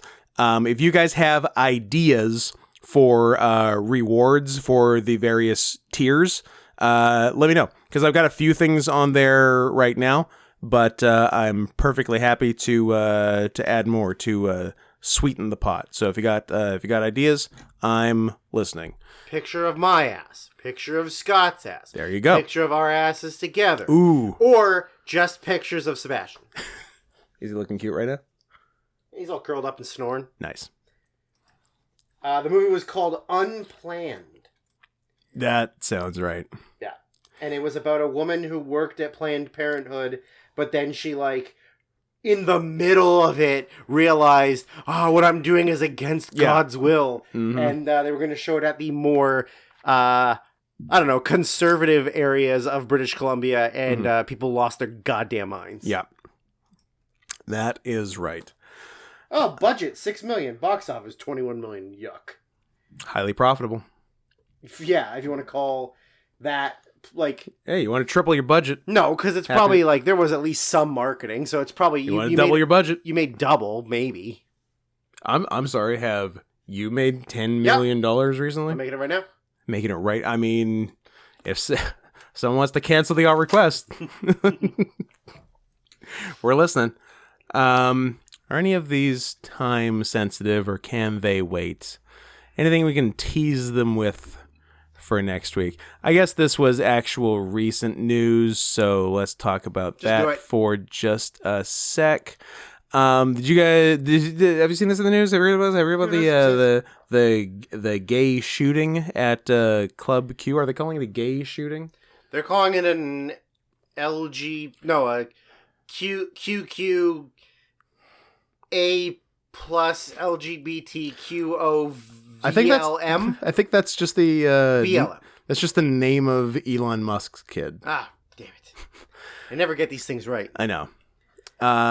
So the father of the shooter, who, interesting factoid, has been on Andy's intervention for his addictions to meth and porn.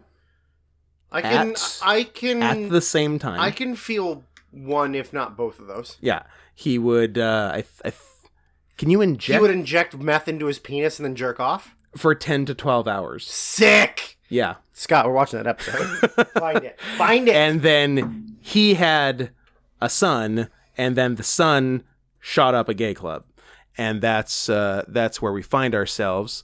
Now, was it because his father was looking at gay porn? Maybe the opposite, but there's a happy ending.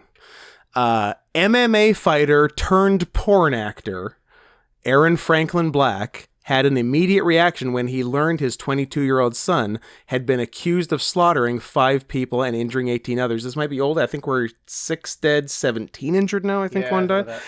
Last weekend in a mass shooting at a Colorado Springs night spot catering to the LGBTQ. Well, this isn't a very woke article because I do believe it's LGBTQQ2IA plus P for pedophile. They snuck in there at the end. Although I guess I shouldn't say that because it's things like that that are why retards like this are doing that. A defense attorney called Sunday night and told Brink, who lives in Southern California, that Anderson Lee Aldrich, different last name than his dad, I see why he's shooting people, was under arrest for the massacre at Club Q. Quote, "They started telling me about the incident, a shooting involving multiple people," Brink said Tuesday in an interview outside his San Diego home with CBS 8. And then I go on to find out it's a gay bar. I said, God, is he gay? I got scared. Shit, is he gay? And he's not gay. So I said, phew. That's the article. Not, he murdered 6 people. No. It's literally, it's Teen Wolf. It's Teen Wolf. Hey, Styles, I got a secret to tell you. Oh, you're not a fag, are you? No. I'm not gay. I'm a wolf. I'm a magical creature that eats babies. And much like that, oh, Dad, no. I'm not gay. I'm just a murderer. I'm just a mass murderer. Don't worry, Dad. I'm not gay. Don't worry, Dad. I don't meth and porn addicted MMA fighter turned porn actor. Don't worry, Dad. I'm not using parts of my body to give other men's bodies pleasure. No. I'm just shooting them. Shooting them dead. He was also on an episode of Divorce Court. He Dad gets around. Yeah. But I think based on just my... But it's really funny if you see like a picture of him from 2009. Yeah. Where he looks just like a regular MMA guy. Yeah. And then you look at a picture of him currently. Oh. He's got the old limpy hand from drugs. He looks like someone who was addicted to meth. You don't say. In fact. And based on my detective skills, noticing that the father and son have different last names, clearly some sort of divorce situation. That's why you get mass shooters. Did you know in the history of mass shooting, every single mass shooter's parents have been divorced? You don't say. And they haven't had a strong parental influence? I think I might have to come around on Dad. Hold on. Breaking news. We're coming around on Dad. Do you know what his porn name was? Ooh, what's his porn name? Dick Delaware. Aw, that's good. He also apparently fought in WEC. That's a real MMA promotion. I'm King of the Cage. Like I thought he was like a nobody. No, I guess he did some but shit. He like actually was in real MMA, which is bizarre. Huh. He was. Do you think his record was 29-27-2? That's a lot of fights. That's what it was. And also, that's over 500. Yeah. Between man, he was like an OG into MMA because he started in 98. Oh wow. He also was 0-1 in bare knuckle fights. Mm. So yeah, between 1998 and then he took a brief pause in the middle, and then he fought. I like to take a brief pause every day. His last fight was in 2019. Okay. Wow, that's pretty recent. Yeah, at the age of 20-year career? At the age of 45. Good time to be doing real fights. Yeah. Well, good on him. I guess it's time for more news on that. So here we find ourselves with a trans woman speaking about the shooter, and everyone is mad at the trans woman. Mm-hmm. I'm going to go and flip this bitch back to omnidirectional, and now I can do it without looking. Natalie, when we started the show, we got a little bit of news earlier that the attorneys for the shooter are now saying that the shooter is non-binary, and the shooter would like to use the pronouns they, them. The other girl has rolled her eyes. Court papers, and that's what Anderson Aldrich's attorneys are saying. Do you have any thoughts on that? I think that's complete ludicrous. It's complete ludicrous. I believe they're just saying that because they want to have the easy way out. Well, you know what? If you don't believe them and don't respect that they're actually non-binary, stop calling them they and start calling him he. Put your money where your mouth is, Natalie Bingham, if that is your... No, that's nice. That's not nice at all. I stopped myself. I was good. Time. I want good boy points. Put it on the board. On this, that's really, really offending, especially being a transgender woman myself. That never would have guessed. Really offending. Obvious with the mugshot. It's really offending. That's not a non-binary person, because in no way, shape, or form could they appear as a woman the next day. It's really offensive to even hear that they're playing that role. And if they're non-binary, why would you go after the club where you feel safe at? Why would you do that to a community where you are welcomed in if you are non-binary? Excellent question. Obviously. Okay, good. I didn't realize that the identifying factor of being non-binary is that one day you can look fully male, you can go full, and the next day you can fully female, just full Victor Victoria. Yeah, I did not know that was the defining factor either. In being non-binary. I thought it was just that you were kind of ugly. No follow-ups.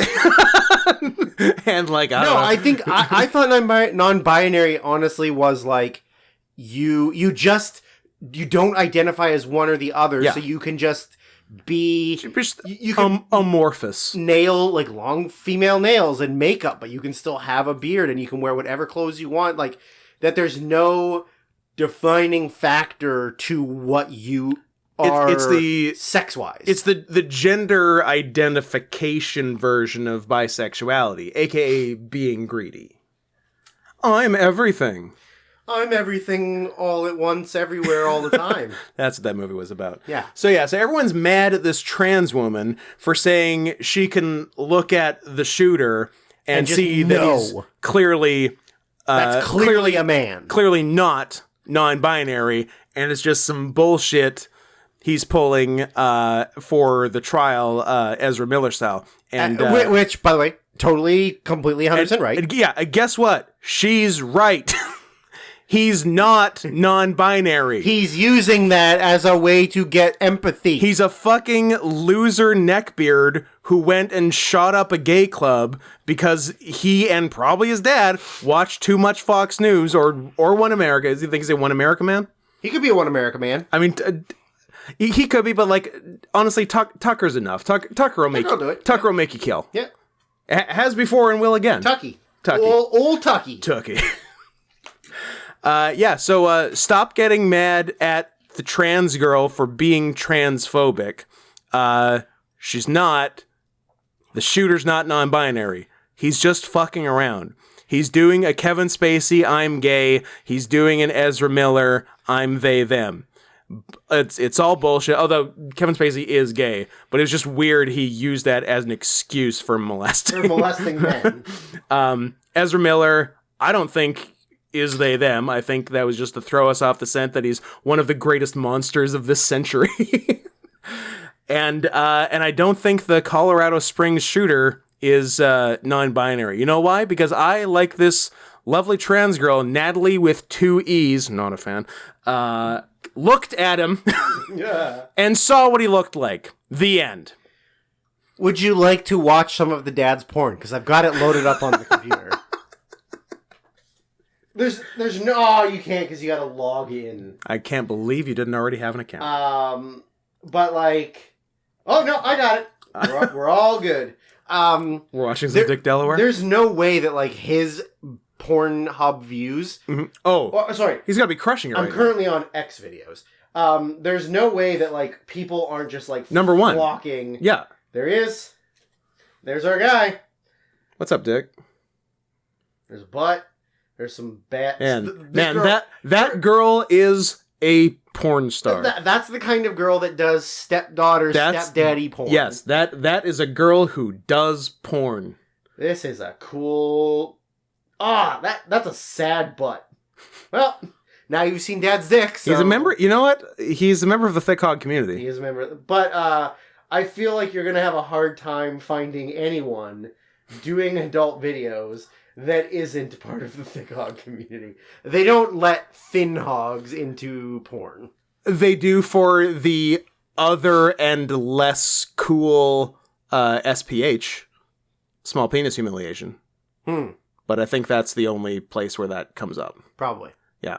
Shout out to friend of the show, Shane, for introducing me to the other SPH. And shout out to me for introducing Shane to the good SPH. The good SPH. Strategically placed hole, guys. Strategically placed hole. Use your imagination. Get creative. Any other pressing news? That can wait. We actually did most of it, so we'll leave that and that. This one just happened recently, so I guess I will note it. Shout out to member of the large umbrella furry community, but more specifically scaly community, Dragor. Barf. Who won an auction to go onto the Brian and Vinny wrestling podcast through the Wrestling Observer podcast network, a show I listen to 3 times a week, in fact. And it should be stated for purposes of the story that other member of the furry community, and not a scaly, Pepper Coyote, who does our entrance music, also.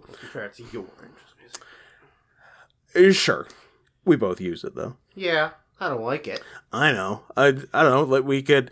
I don't think he would do another for free. He would do. Why the fuck not? He would do one for money. How much money? I don't think a crazy amount. Okay, then we'll talk. Yeah.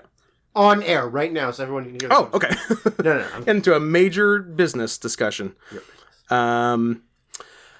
So Pepper Coyote not only did my theme, also won a contest to do the Brian and Vinny theme song. Like a bunch of people entered and his won because it was in fact by far the best. It's a fantastic theme and very well sung. He's a legitimate he's a working musician. Yeah, it's a really fun song. Yeah, it's awesome. So that came up, and Dragor, who they do all the shows, both audio and video. Dragor, who did the show In Suit. Yeah. And as Kelly pointed out, the head is basically Robbie from Dinosaurs. Yeah. Yeah, with a different color palette. Yeah. So shout out for doing that. I wish you were a mammal, but can't win them all. But he's friends with Pepper Coyote. Also, but at the end of the day, I don't know what friends means. What are you implying? I don't know what friends means in this content. Do you do you see each other a lot, or have you talked twice on Twitter? I feel like there are very broad online definitions of friends. So he says he's friends with Pepper, and when that comes up, and then he's sort of doing plugs at the end, and he's like, speaking of Pepper, I think Pepper does the entrance music for a furry wrestler actually. I hate Scott or something. Thus, beginning and ending, the worst shout out of all time on a podcast from me. So thanks for literally nothing, Dragor. Not a single person will find me as a result. Thanks for giving, not even confidently, but the only thing you gave them was my Telegram name. So, if you want to get me on Telegram now and, I don't know, send me bestiality, because you wouldn't be the first. Then go ahead and do that. I'm gonna do it. But I'm gonna give it to you. Yeah, no, it would have been cool if you said I don't know, he does the theme song for Big Cat Scott Henson, and you, Brian and Vinny, who are doing this podcast right now and have a pretty wide reach and live in Washington, you should go see one of his shows. That'd be cool. Or at least follow him at Not Scott Henson on Twitter. But no, I hate Scott or something. Or something. And just, yeah. He didn't mean for it to be disrespectful, but it came off disrespectful. Yeah, it was a real why bother situation. Yeah, it really was. Yeah, very unintentional shade throwing. Yeah, I believe I got a net -4 new followers as a result of that, just because people are quitting Twitter every day, and I got no one new. That's fair. So that was fun. I remember one time. You were almost at 500 followers, and I unfollowed you so you had less followers. Go back to 498 or whatever. Yeah, something like that. Like I saw that because you'd made a post about it about like I don't remember what the number was, but you're like, oh, like I'm almost at like I'm three people away from this, and I was like, well, now you're four motherfucker. Yeah, before Twitter exploded, I was gonna be at 6666 pretty soon, but now I don't know if I'll ever make it back over 6,400. Because, like, anytime I get some new ones, just, like, that many or more quit Twitter. Yeah. And it just keeps going that way. So I feel like I might top out in the high 6,300s. But you do what you can. You're going to be one lower now. God damn it. Look at that. Just quit Twitter. Wow, that was really fast. It's one of the fastest Twitter quittings I've ever seen. And I don't think any other time-pressing news. I bet we're over 2 hours. Do you want to do the content now? Sure, why not? Sweet. I like it when we do the thing we're supposed to do for the podcast. It is nice when we do that. This episode's about this. Let's waste 2 hours. Now, have I turned it back to unidirectional? You have not. I have not. Well, look at you. Now I have. Look at me. What do you think about the 2020 Oscars? I think it held in April 2021. I think it was better than the 2021 Oscars by a long shot. Sure, but both are. Did this one have Glenn Close doing the butt dance? Yes. Yeah. That was stupid. Sure was. And was this the one with no host? No audience. Right, no audience. No audience, just them. And no host. Oh yeah, no host. Yeah, I think. Give me a second. I'll tell you right this second. Pre-show. They had a pre-show host of Ariana DeBoss and Lil Rel Howery. Of course.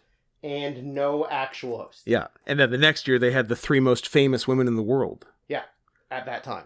Yes. Definitely not. The 12 years. The three earlier. biggest comedic names of 2022 hosted this year's. Yes. So, has anybody... this is going to be hard. Can I move the microphone a little bit? No, that's as far as it goes. I'll rip it off the fucking couch. Can you put Shut up! the computer on your lap? I don't want to. What if I get testicular cancer? Then how am I supposed to manscape my testicles? Then you can be one of the cancered balls. Apparently 2 million men. Oh, P.S. We do know one other person with one ball. Do we? Real life friend. I don't know if I want to shout him out on the pod. Do I hate him? Do I hate him?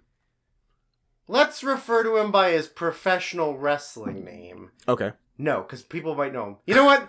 I'm not going to say it. Because I feel like we're actually friends and I don't want to make him mad.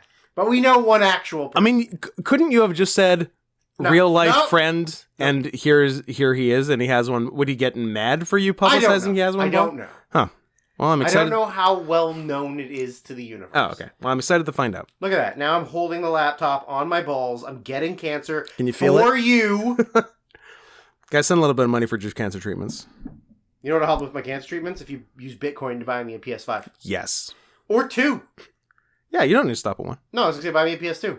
Oh, a PS2. Absolutely. I can play Love Grand Theft Auto San Andreas. You can play San Andreas. You can play Shadow of the Colossus. Good. You can play... Like Adam Sandler in that movie where he's sort of retarded, but not really. Billy Madison. Rain O Me. Oh, yeah. Where his kids die in 9/11 and then he just plays... Failed Oscar bait? Absolutely. Yeah.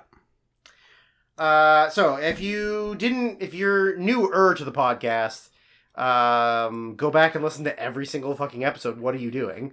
Honestly, yeah. They're very good. Some are very good. Some are very good, but you have to listen to them all to find out which ones. Skip the first 20. Yeah. Of season 1. Of season 1, and then start listening. From like June 2018 onwards, mostly bangers. Yeah. Before that, no winners. I guess there's the one that has like 9 people on it, and that one's pretty fun. Yeah.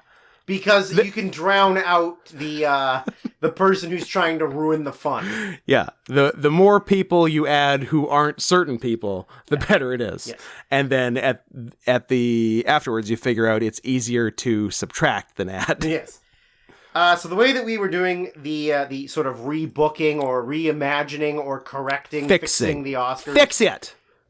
Fix it. We didn't want to do everything because there's too many. Because who's got that? I don't want to re-award achievement in sound. Why not? Were you shitting on the sound department? No, I would never. Good. We decided Documentary short. That one we can cut. We decided to just sort of do the big ones. The big 7? Yes. The big 7. Not to be confused with the Elite 8. We could have done an Elite 8, but... So, we combined the best original screenplay and best adapted screenplay. Just best screenplay. Into one. Who cares where you got your fucking screenplay from? These are the best. It's a screenplay, and was it good? Supporting actress, supporting actor, best actress, best actor, best director, and best film of the year. Yeah. So we usually start at the bottom, leaving the big one for last. So as is tradition, we will be ending with supporting actress. Yep, that's the big one. So best screenplay. Yeah. The original winner for best original screenplay was Promising Young Woman. Boo. Don't have it. Definitely of Oscar quality. And not just like a Golden Globes movie. Boo. And best adapted screenplay was The Father. I kept it. I also kept it. Original. Promising Young Woman wasn't good. It wasn't an Oscars movie. No. You know why? Because written by one, directed by one, starring one. Okay, other nominees for best original screenplay were Judas and the Black Messiah, Minari, Sound of Metal, Trial of the Chicago 7. I kept Minari and Sound of Metal. I didn't. Oh. But 1, 2, 3.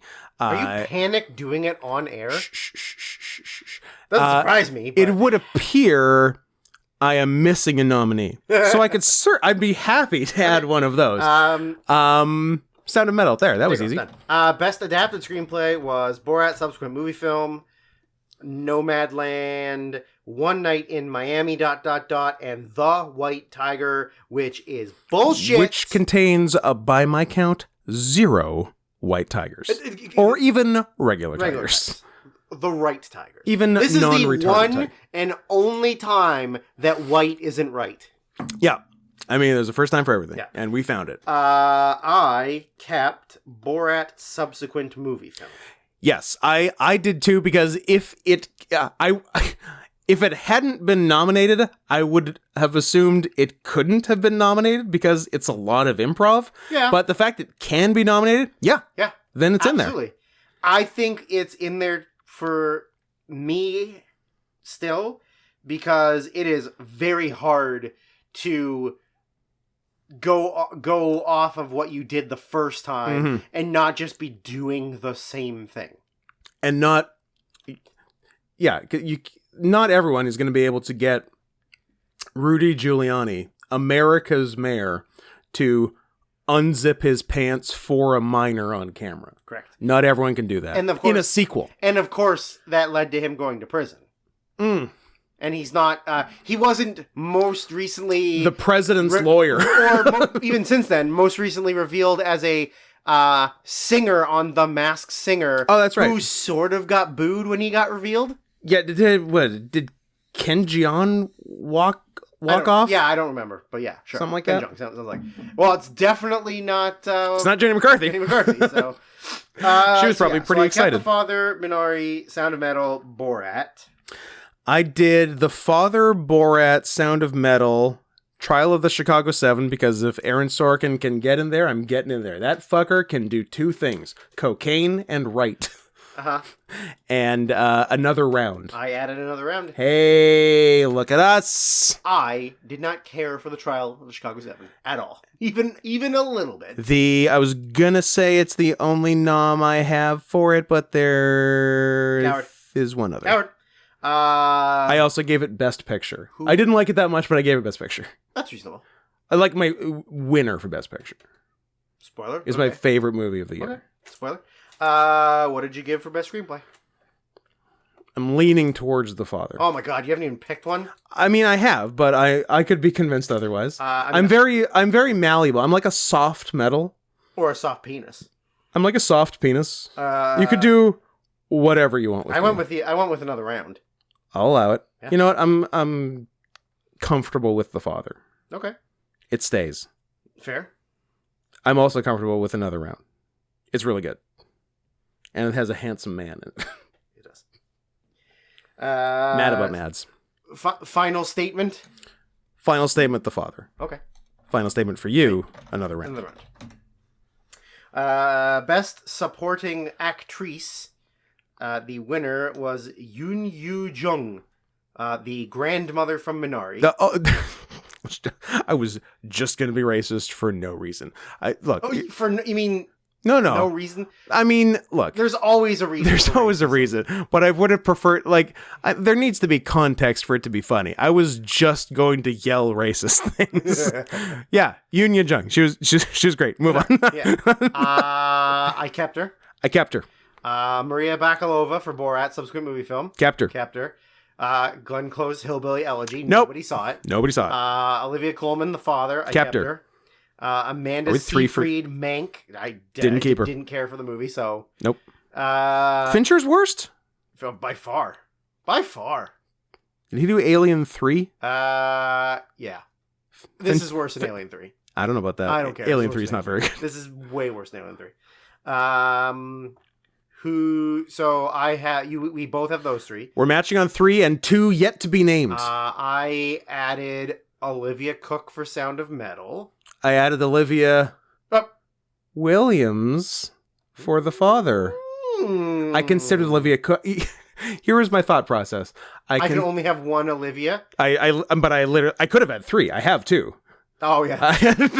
Okay. Number 1, you can't have 3 Olivias. That is number 2, I remembered that Olivia Cook was in Ready Player One, and that and that literally lost her points. Where she was so ugly because she had that minor birthmark on her face. So stupid, and that made her hideous. I was there. There were 2 instances in my process here where which shouldn't be at all. It's a complete bias, but it's my thing, but it's my game and not yours. There are 2 instances where someone's other work influenced my pick for them, one negatively, one positively. Okay. This was a negative for Olivia Cook. Positive comes later. And I added Dominique Fishburne for Judas and the Black Messiah, which is Daniel Kaluuya's girlfriend. Yes, she was good. Yeah. Yeah. I added Ellen Burstyn for Pieces of a Woman. Couple of old bitches in this one. Couple of old bitches. You're an old bitch. I don't know. I mean, Maria Bakalova for Borat is what I chose. Sure. I mean, she was a nobody. Yeah. And she was pretty fucking funny. She was great. And she could match Sasha on that's the thing. She could bring it. Yeah, that's pretty wild to me. That's very impressive. I think you kind of have to lean. Yeah, wherever they found her, great job. Not like an old Korean lady who no one's ever heard of also wasn't good, but I feel like it's really easy to do sad old woman dying acting and not to do comedic Sacha Baron Cohen crazy wild funky boys kind of. Funky boys. Yeah, that's very true. I thought about Bakalova. I mean, Yoon Yoo Jung was very good.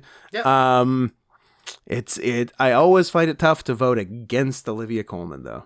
Yes, I agree. I like her a lot, and she was very good in this. She was very, very good. So, 2 for 2 for The Father. For me. Best Supporting Actor. The winner was Daniel Kaluuya for Judas and the Black Messiah. Yes. I kept him. Sacha Baron Cohen for The Trial of the Chicago 7. I kept him. I didn't keep him because you hate the Chicago 7 movie, and I also didn't think he was that good in it. It was fun. Leslie Odom Jr. for One Night in Miami, ... Didn't see it, so didn't keep him. Didn't keep him. Paul Racy for Sound of Metal. Kept him. I did keep him. Thank you. Oh. And LaKeith, not to be confused with Keith, Stanfield for Judas and the Black Messiah. I kept him. So there's two other ones that we did. You have two. I have one left because I kept Sasha. Yeah. I added Thomas Bo Larson and Magnus Malang, two of the three friends from another round. I was thinking about some of them. Yeah, they were all pretty enjoyable. Yeah, one was Tommy? One was Tommy and one was the fat one. Yeah. I liked both of them. Yeah. I considered both. Yeah. I considered both, went with neither, and added Bo Burnham from Promising Young Woman. Sick. That's not bad. Yeah. That's not bad. A bad movie, but it's Bo Burnham. I like Robert. He's a sad boy. Robert Burnham, noted sad boy. Robert Burnham. So tall. He's very tall. He's so tall. Yeah. I wasn't ready for it. Nope. Before I met him and we became best friends, I didn't think he was going to be that tall. Yeah. But then he was. Yeah. And then we met, and then we became best friends. And he kissed. And we kissed. But I had to go tippy toes. Of course. I kept Daniel Kaluuya. I think Daniel Kaluuya is like an amazing actor. I think he's very, very good. And as much as I was like meh on Judas and the Black Messiah, not meh, but like I was expecting it to be a little bit. I don't know. Maybe it was too long. I don't know. He was like the best part of it. Like I really. Yeah. And he also for me has had one of the biggest snubs of the last like several years. From a movie that was completely snubbed by the entire Academy, which was his role in Widows. Because I thought he was fucking great in Widows. He was really good in Widows. No one gave a shit about Widows. It's funny because like people really gave a shit about Steve McQueen. Yeah, like he won Best Picture. Did he have one after that before Widows, or was Widows the follow up to his Best Picture? It was. Yeah, and nobody cared. Very strange. Nope, not at all. Did too much time pass? Because it was what, 5 years between them? 2013, 2018? I believe. Yeah. But it's weird that just everyone's like, well, we're done. You could have all the awards one year, Steve McQueen, but that's it forever. Listen, we've already had enough Steve McQueens in the history of Hollywood. Yeah. You're done. Bring back the white one. Bring the other one. Great Escape. Yeah, I mean, he did 2008, 2011, 2013, 2018, and then television. That 8, 11, 13 run is a pretty sick great. Trio of movies. Pretty fucking great. Was it my number one for 2011? No. Luckily, it's on the same document as this Oscar shit. No. It was. No. Shane was my number one. Sorry, you're wrong. But I'm looking at it. I don't think so. I think that's a doctored... You're acting crazy right now, Scott. You are acting crazy. So I kept Daniel Kaluuya. I like my 2011 list. Let's just talk about 2011. Girl with the Dragon Tattoo. That's a good one. Elena, by that Russian guy you like. We need to talk about Kevin, the darkest movie ever made. Drive, people like that. A Separation, Iranian, always cool. Footnote, Jewish, cool. Melancholia, sad. Sad and made by a by a creep with diminishing returns quality-wise. Midnight in Paris. No, nothing bad. Unimpeachable. Skin I Live In, super weird. And Shame. Good year. Skin I Live In, Forced Trans. Forced Trans and guy in a tiger costume. Yeah. It was the best of both worlds. Now, almost the best of both worlds. That here's why The Skin I Live In is my 2011 number 2 and not my 2011 number 1. Now, Forced Trans and tiger costume got it to number 2. What would get it to number 1 is Forced Tiger. Yeah, but Scott, you can't force something you want. Well, you could do it to someone else who doesn't want it. Now, my ability to imagine someone who wouldn't want that, I can't do it. But it's worth a try. But yeah, Forced Tiger and trans costume. That would be number 1. Yeah. Something to think of next time. Almodovar? Or am I crazy? Okay, yeah. It was filled with doubt as I said that, but we pulled it out. Buzzer beater. I don't think I said who won. Also, Daniel Kaluuya. Nice. It was, and my second place. There's no seconds. I was close. There's no seconds.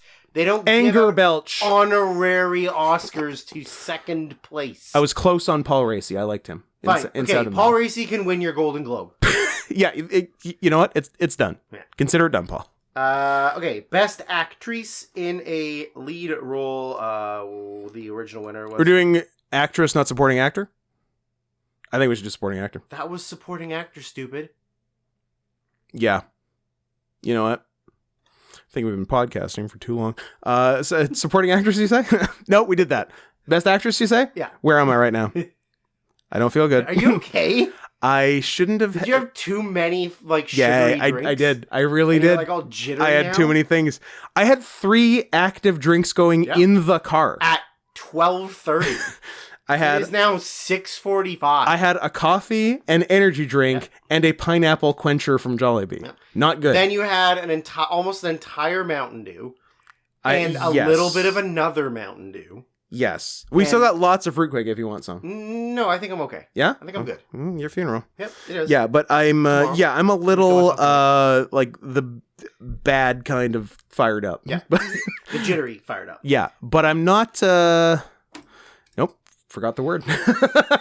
Best actress in a lead role. Best actress. The original winner was Frances McDormand for Nomadland. Yeah. Kept her. Viola Davis for a movie no one saw. Didn't keep her. Andra Day. Shameful admission. You kept her because you didn't have anybody else. I kept her. I didn't see the movie because I could not find a 5th actress, and I'm like, Viola Davis is good. Okay. Yep. I did that with somebody else in this category. So. Fair. Andra Day, don't even know who that is from a movie that nobody saw. She's literally a singer. She's, okay. Didn't keep her because I don't know. Vanessa Kirby for Pieces of a Woman, I kept her. And Carey Mulligan, Promising Young Woman, I kept her. Fair. I didn't keep her because I don't like the movie. Bo Burnham, sure. Sure, yeah. But not, like, I didn't think she was good in it. Fair. So you have... Frances, Viola, Vanessa. I have Frances Kirby Mulligan. Okay. Which leaves 2 apiece. I added Sophia Loren for The Life Ahead. I added Sophia Loren for The Life Ahead. Yeah. Did you like it? Yes. Yeah, it was good, right? It's very good. And I added Jasna Duricic for Quo Vadis Ada. We have 4. We have 4 of 5 matches. Okay, Carey Mulligan's out and Viola Davis is back. We're doing 5 for 5. Your winner. I'm kidding. I'll just keep. I actually saw Carey Mulligan, so fair enough. I was torn between 2. Where do you stand? I'm of the mindset that I can never go against Frances. Ever. That's the thing. Like, Ever. Nomadland did not do I much enjoyed it for me. For some reason, at the end, I cried. I couldn't tell you. I why. remember you told me like, that. Yeah, it's not even like it was super sad. No, but just at the very end, I just felt overwhelmed with emotion, and I cried. No, I had a spot right around the end where I thought about crying, but then my testosterone kicked in. Yeah, and then you had to watch Fight Club. Then I had to watch Fight Club. I just feel like I can never go against Frances. Like, she's amazing. Did you have a close second? Not necessarily. My very close second is Aida. Okay. Jasna. To pronounce her last name correctly requires a different mouth, or at least the ability to understand what all the accents are. Because I don't think it's Chich, because the 2 C's have different accents. Yeah. I think one is a ch. Durek-chich. And who knows if you even pronounce a D with a line through it like a D. But their language is fucking stupid. Yeah, get it together. Learn English. Get it together, Bosnia. and you know what? No, Herzegovina. I'm pro Herzegovina. I'm anti Bosnia. Okay. Their language is stupid, but Herzegovina, you're fine. Okay. Frances, and honorable mention to Aida, wherever she went. Golden Globe to Aida. Best actor in a lead role. The original winner was Sir Anthony Hopkins for the father. Kept him. Kept him. Riz Ahmed, Sound of Metal. Kept him. Kept him. Chadwick Boseman for a movie no one saw. Didn't see it, so didn't keep him. Nope. Gary Oldman, Mank, didn't care for it. Mm-hmm. Stephen Yeun for Minari. Kept him. Yep. I put Sacha Baron Cohen for Borat subsequent movie film. I put Sacha Baron Cohen for Borat subsequent movie film. And I assume we're going for 5 for 5 with handsome Mads Mikkelsen for another round. We're going 5 for 5, baby. Mads? 5 for fucking 5. Now, can I say, of every year that we've done the redoing the Oscars, or correcting the Oscars, this is the one where I'm like, all 5 of these fucking rule. And like, I don't want to pick a winner. I have a winner. I also have a winner, but every single one of these 5 bangers fucking rule. I even had a 6th. Did you have somebody else from the Trial of the Chicago 7? No, they're all kind of supporting. Did you have a male lead from Hillbilly Elegy? That's the one. I had Amy Adams if she was a man. Trans Amy Adams. Shia LaBeouf from Pieces of a Woman. Shia the Beef. Yeah. But I sadly had to cut one, and it was my boy Shia. Oh, and I forgot to... I had a 6th for supporting actor, too. Mank, while not a very good movie, I thought Charles Dance as William Randolph Hearst was very good. Yeah. But he was my last cut. I mean... Drew, can I read you... the note you wrote to yourself? Can I read you my letterboxed review of The Father? You can. One of your very few reviews. Are you a pro or a patron or an El Patron? I'm sure I'm one of them. I'm sure I'm not just a regular pleb. That would be embarrassing, right? I don't know. I don't think I have any cool things beside my username, unfortunately. Gay. My 4.5 star out of 5 review for The Father 2020. A performance so good, it beat Dead Black Panther and ruined the Oscars.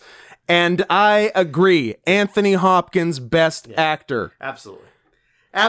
Now, the thing that was really funny about it is, like, I remember being actively kind of mad, like that I was like, fucking Chadwick's gonna win because you can't not have the well-liked dead guy. Yes. Who just died of a serious disease that he had been hiding from everyone. Yes. Not win Best Actor. Especially, but then I'm like, but it's from a movie that like nobody fucking saw. Nobody saw or cared about. And also the fact they did Best Actor last after Best Picture for reasons still unexplained. Because they thought it was going to be Chadwick. The broadcasters forgot is that it's a bunch of old white guys. Mm-hmm. And they're like, I like old white guys. He's an old white I'm going to vote for the oldest, whitest guy. And I like that he, of course, like he wasn't there. Because he was in bed in Wales. So then he had to like release a video the next day from his Welsh property. Yeah. And like, I mean, he was the most deserved winner. Yeah. But yeah, it was amazing. That was like... They just go off the air like, oh, Sir Anthony Hopkins. All right, good night, everybody. He's not here. Bye. Yeah, probably the greatest moment in my 5 years of Oscar commentary. I think it was amazing. Yeah, to be just yelling about live. Yeah. Because I started the year after the Moonlight debacle because that would have been the best. Yes. Yeah. Best director, the original winner was Chloe Zhao for Nomadland. I didn't keep her. I liked the movie, but I just didn't keep her. I didn't keep her either, but that's because you hate Chinese women. It is, because you are part of the Chinese Communist Party. But not so much that that her picture is not the thumbnail of this episode. Very nice picture of Chloe Zhao. Accepting multiple Oscars while simultaneously looking like she just emerged from the woods. Yes. She is very much that lady. Yeah. Thomas Vinterberg for Another Round. Kept him. David Fincher for Mank, Not a Fucking Chance. I love Fincher, but I didn't love Mank, so I didn't keep him. Lee Isaac Chung for Minari. I kept him. I didn't. And Emerald Fennell for Promising Young Woman. If you... Kept her? Kept her? Nobody. Come on. No, nobody kept her. Now, I'm going to ask you a question about Emerald Fennell. Well, that's the chef who says "bam."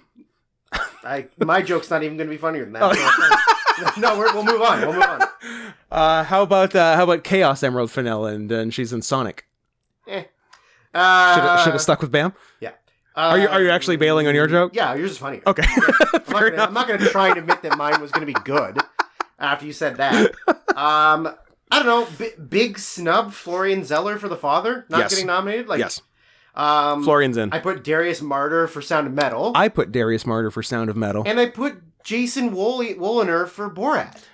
Thought about that. Like, that's a hard thing to direct, even though it's Sasha's world. Yeah. You still have to have the stuff. That's a good call, and I like Jason Woliner having an Oscar nomination, especially for Borat. Yeah, because when I was looking stuff up for this, I'm like, I know Jason Woliner as like the behind camera member of a comedy troupe, but who was it? Like Whitest Kids You Know? It was Human Giant. He's the fourth Human Giant. Hubel, Ansari, Shear, Woliner.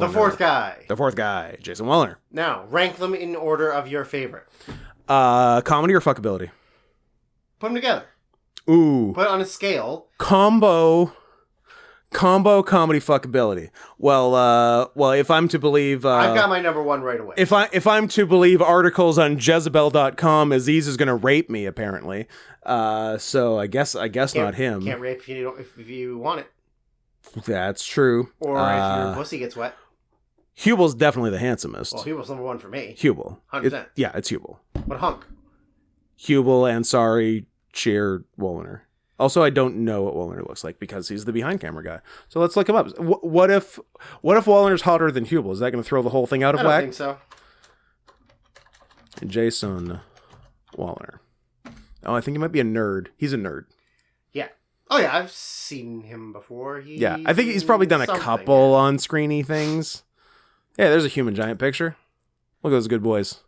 Somehow, Aziz and Woliner are in perfect focus, and Shear and Hubel are completely blurry.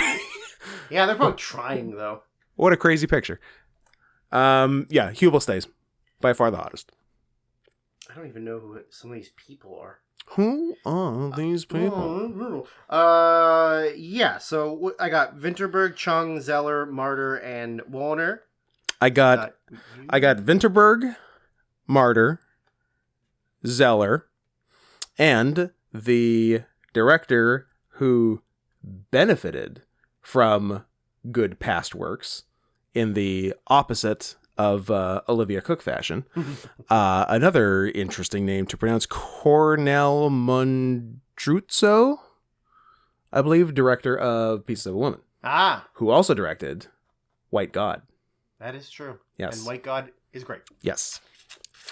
And torn on my fifth. Okay. Because there is also a sixth. Yep. It's between the duo of Tom Moore and Ross Stewart for Wolfwalkers, and Matteo Garrone for Pinocchio. Go on Pinocchio. Yeah.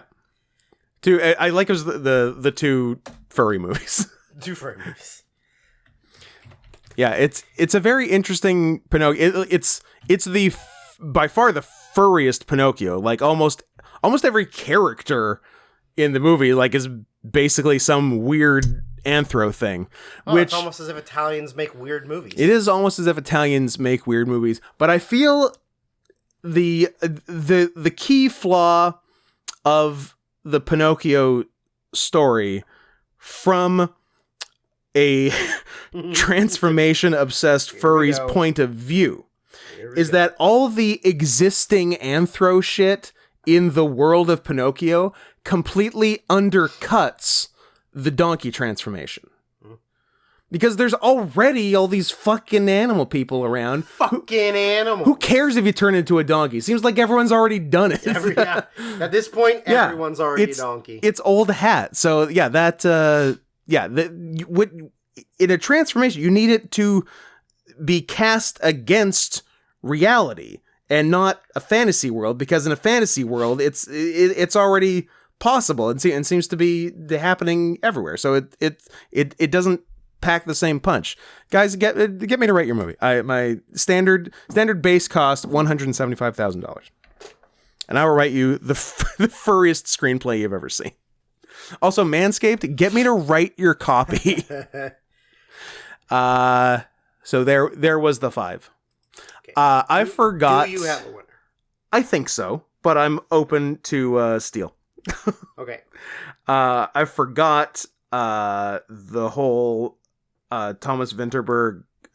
Dead daughter. Holy shit! Yeah. Like the daughter pushed him to make this movie, and she was going to play Mads' daughter, and then 5 days into filming, died. Got in a car accident. I think car accident. Yeah.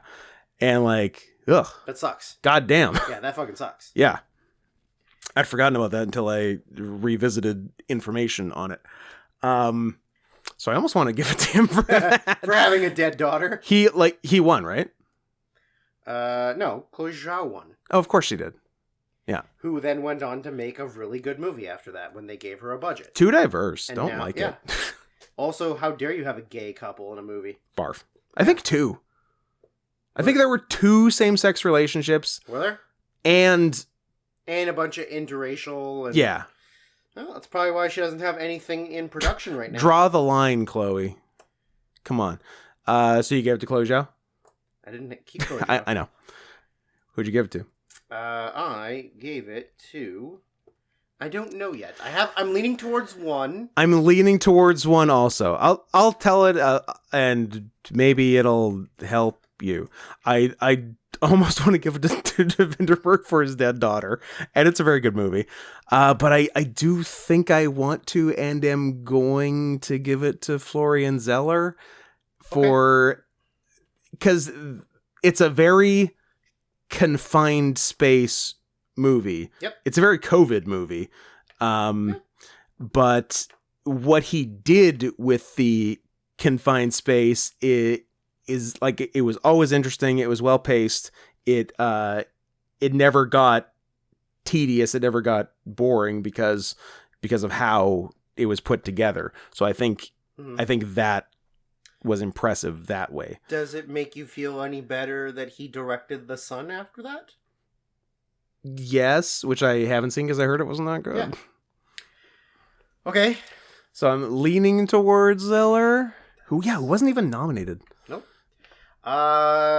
I'm leaning towards another person who wasn't even nominated. Darius Martyr for Sound of Metal. Because it's the soundscape and the sound design and stuff for it is really interesting. Yeah.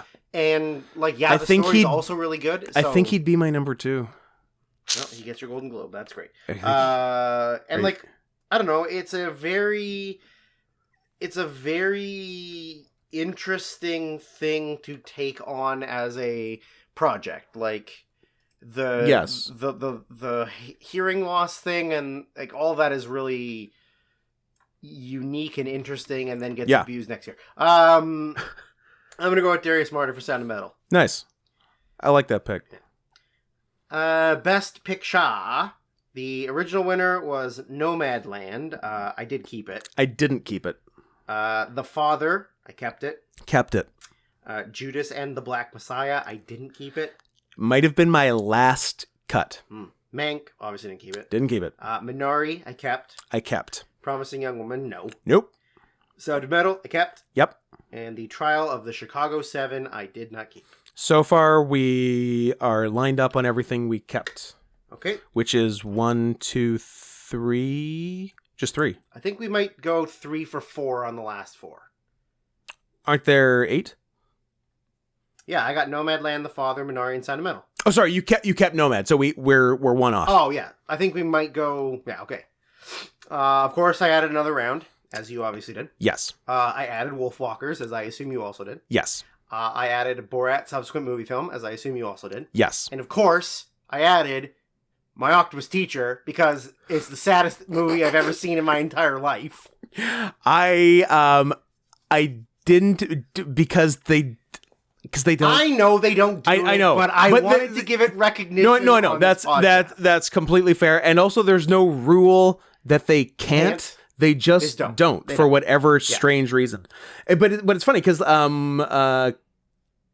was Collective this year? Yeah, it's too because I wanted to give it because like Collective and My Octopus Teacher are two great documentary. Collective's awesome. Collective's actually really good. Yeah. And I wasn't going to watch it until you said to watch it. No, it's really worth watching. Because like I don't know, all those years there's always like documentaries where you're kind of like, yeah, I'm sure that's good, but I've got other things to watch. But because it was nominated for both documentary and foreign, so it's one of the first documentaries to be nominated for something other than documentary. Yeah. So it can happen, but I literally don't think it has happened with Best Picture ever. No. But does that mean that for us, because we had the discussion about if your best foreign language film, you're automatically Best Picture. Like you have to be in. Yeah, if you're the one foreign movie in Best Picture, then you just win foreign. Yeah. Yeah. So if you're the documentary that's in Best Foreign Feature, international feature, do you automatically win documentary?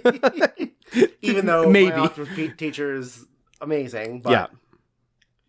But no, you're well within your rights to nominate, and I thought about it, but I'm like, I have enough other ones, and they don't nominate them, so I'll go somewhat in line with the Academy, fellow old white men. Yeah.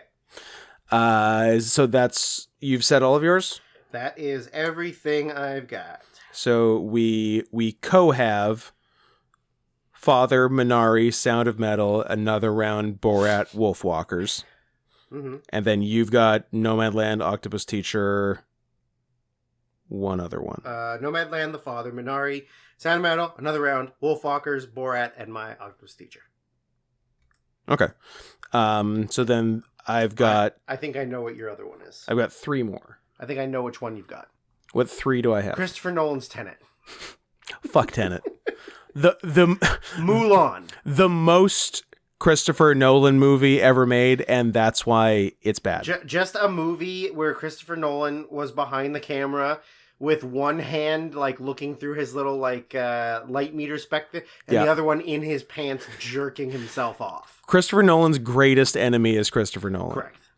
Christopher Nolan's greatest enemy is not having a movie studio that tells him no. He needs checks and balances. Much like I heard that whoever is the studio that's releasing Avatar 2 told James Cameron to cut 20 minutes, and he, and no exaggeration, told them to fuck off. Which I guess is fair if he's spending 20 years of his life making Avatar movies and like the better part of his adult technologies life. That he gets to tell you to fuck off. I guess he does. Hey, Dave, Jim, can I... Dave, famously short for James. Dave Cameron is what I was going for. Jim, 3 hours is kind of a little bit more than we want people to be sitting in theaters these days. What if we do like 240? Fuck you. Yeah. Okay, so what are my last three? Oh, I was joking. I don't actually know. I was just going to start naming all the shitty things. The bad ones? Mulan, maybe... You're half right. It was Moulin Rouge. Oh. Has anyone made that joke? Has anyone done Chinese Moulin Rouge? No, but I hope they do. Damn, there's something there. There's something there for sure. One Night in Miami, ... The Life Ahead? No. It was good, though. Aforementioned furry movie, Pinocchio. Oh, Pinocchio. I like it. And Matteo Garrone got, he also got Goodwill for Reality. Good 2012? Yeah. Movie? Aida, yes. Aida. One left. Shaun the Sheep movie, Farmageddon. That's the one. Pieces of a Woman. Oh, okay. I like a good depressing movie. Yeah, who doesn't? Dead Baby. Divorce, all the good stuff. Who doesn't love a dead baby? Who doesn't love a dead baby movie? Who doesn't love a dead baby? Now, I liked how the baby died. I don't know. It's my baby, and I can do with it what I want. Yeah. Punt. I'm not sure that's what happened. I don't know if I have a definitive winner. I do. I'm very torn on two. Okay. And Shaun the Sheep and Tenet? Yeah. No, Mulan and Tenet. Moulin Rouge and Tenet. I like Moulin Rouge. I like an all-Chinese cast of Moulin Rouge. I'm writing down Moulin Rouge. That's tickled me just right.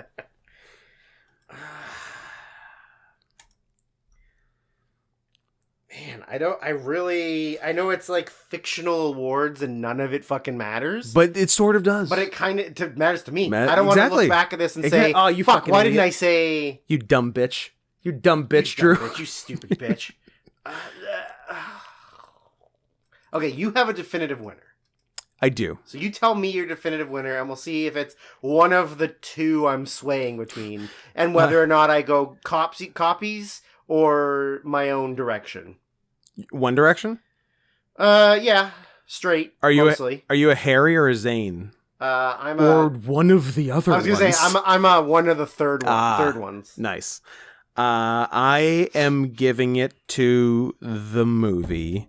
I have already given 4 Oscars to The Father. The Father. My favorite Oscar-nominated movie of the year. Will it be my favorite overall of the year? Stay tuned in a bunch of weeks when we deal with that. In like 6 months. Depending on how well you do in the final. Depending how well you do on the request. Oh, I never said the deadline. Good thing it's okay. Everyone's definitely still listening. Yeah. End of day, December 4th. I think there's still a decent amount of people listening. Or at least it's playing still. Yeah. Like, it's on in the background or it's on in someone's ears while they're not paying attention. Yeah. December 4th, it's over. Got one more week after this. Was that one of the 2? Oh, yeah. Yeah. I'm assuming other one is either Sound of Metal or Another Round? Sound of Metal. Sound of Metal. Your call, baby. I gave it Best Director. You gave it Best Director. But I gave Anthony Hopkins Best Actor.